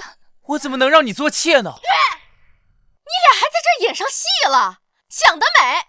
还一妻一妾，叶姑娘不可能嫁给你，大不了我跟侯爷收她做义女，叶家军照样有靠山。你说你认他做你的救命恩人，那我倒想问一句，他又是如何得知你在何处作战，又是如何一个人费尽力气，唯独把你从死人坑里给拖出来的？自然是因为缘分吧。没有10年的脑血栓说不出这话。叶姑娘，咱不跟这种脑残说话，别理他。关起来！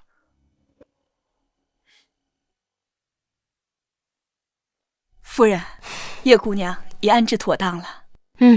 你让她且安心住着，沈玉琳的事情，我一定给她个交代。是。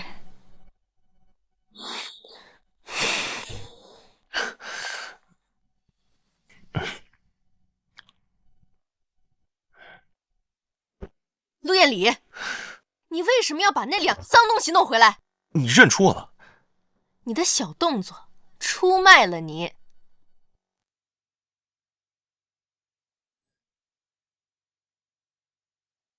没想到我的老板，那个万恶的资本家陆彦礼，竟然也跟我一样穿到了这本书里，成了沈燕。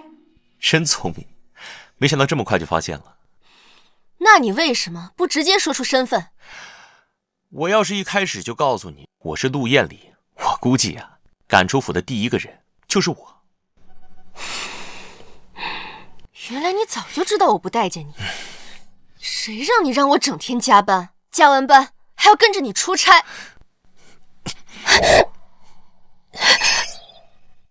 宁宁，我只想制造机会和你多待一会儿。我意识到这个战略制作的非常失败，所以穿书后我只想让你开心畅快。你怎么也穿过来了？难道你也出车祸了？我的车跟在你后边，一起被撞。什么？你跟踪我？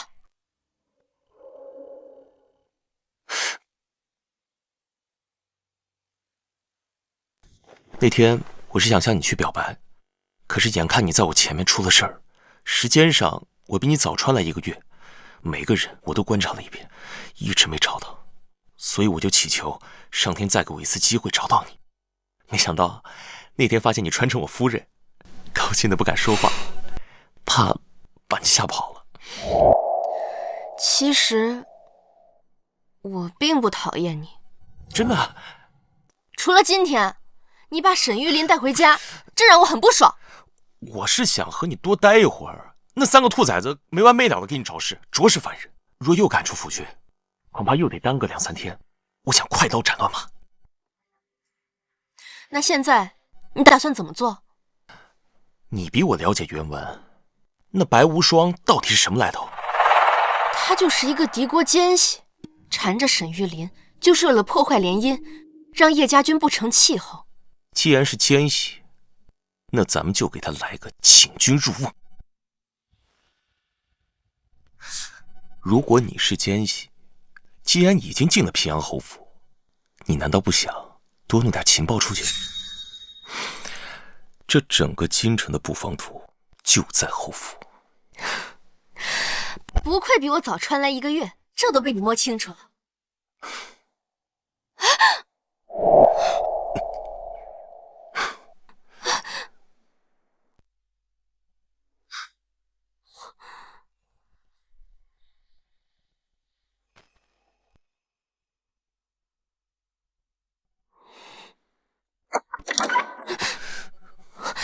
侯爷，三少爷偷跑了。跑去哪了？三少爷卸了祠堂的锁，但是这会儿还猫在墙根上没有走呢。老奴估计他是想去柴房把白姑娘也带走，我已经派人悄悄地跟着他了。沈燕说的没错，着实是烦人。叫人盯着柴房，悄悄把柴房围住，不许任何人进出。我和侯爷这就过去。是。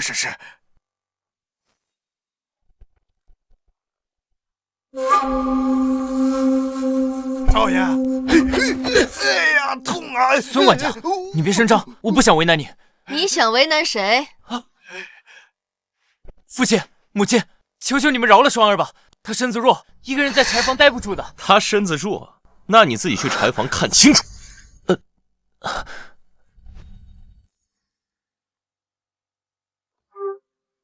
没想到这平阳侯还真不好骗，不过好在那个沈玉琳是个蠢货，我得想办法从他嘴里套出布防图的所在位置。双儿，你究竟是什么人？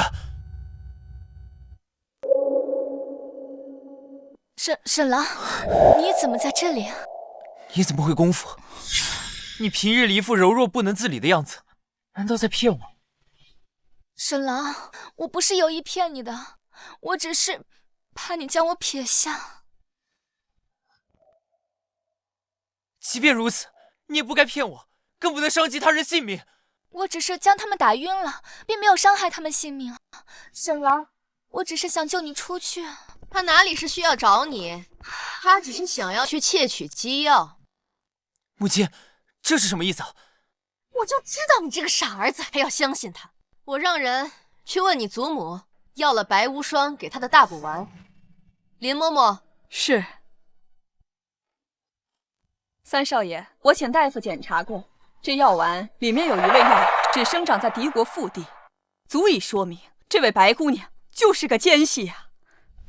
难道说你在战场上救我，是在打探情报，碰巧救了我？沈郎，我不知道哪里得罪了你的母亲，她竟然这般弃此污蔑我。我久居边境，药材只是长在敌国腹地，又不是不流通。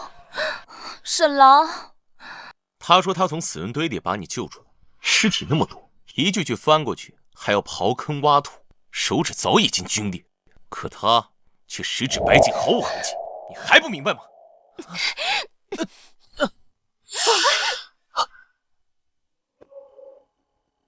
你们要是不放我走，我就杀了他。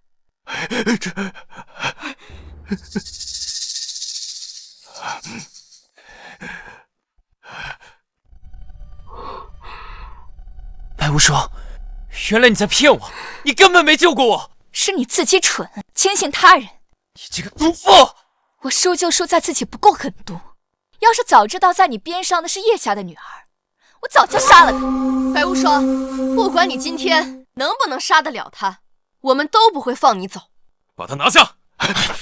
你们不用管我，千万不能让敌军的细索逃出王府。好啊，那我们就同归于尽。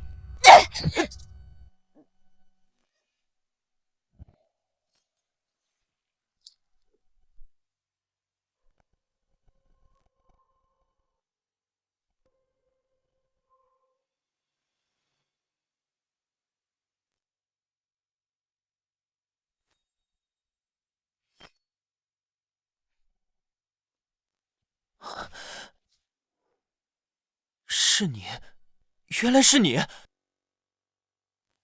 侯夫人说的对，我不找傻子做夫子。是我眼瞎，叶姑娘，你又救了我一次。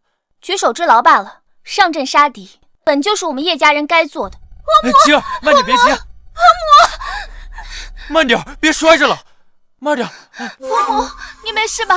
听闻府上来了刺客。我没事，一个敌国奸细，这不已经被叶姑娘给拿下了。叶姑娘好厉害呀！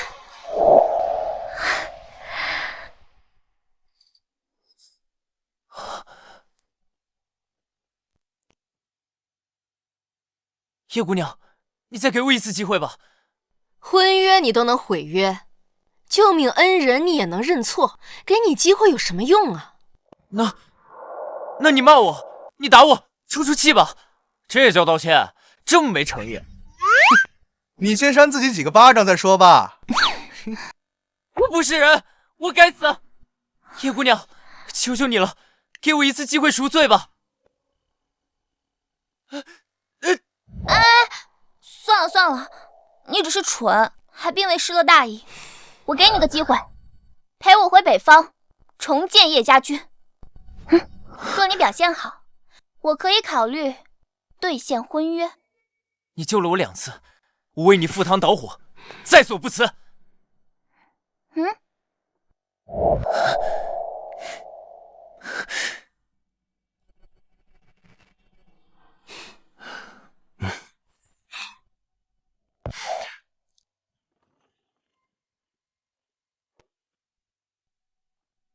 年年，我想搬回来住。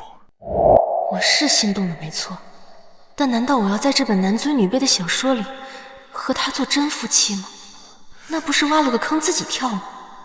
夫人放心，以后的一切事情都由你决定。口说无凭，平安侯福在人在。我把我的身家性命都交到你手里。你其实不必。本侯就是喜欢宠着夫人，惯着夫人，无论他人如何，环境如何，我有我自己的坚守。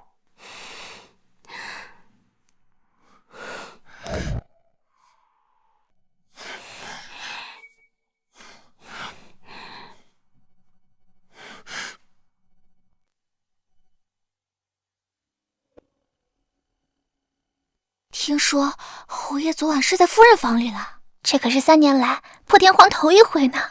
太好了，侯爷和夫人终于和好了。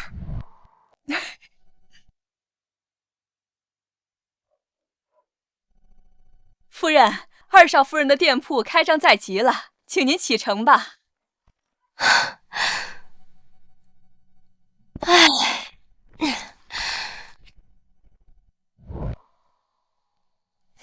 走吧，夫人。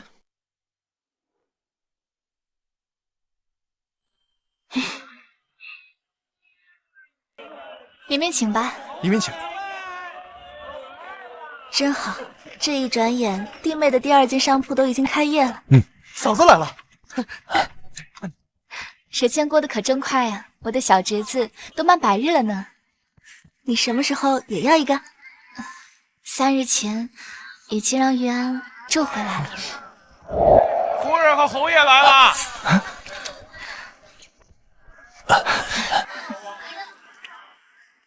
芝芝，你这门头一看就气派，一看就来财。谢母亲，今日开张，不敢马虎。三弟呢？哦，这不来了吗？这一看啊，就是刚成亲的样子呀！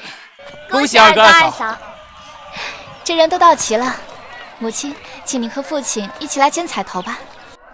好。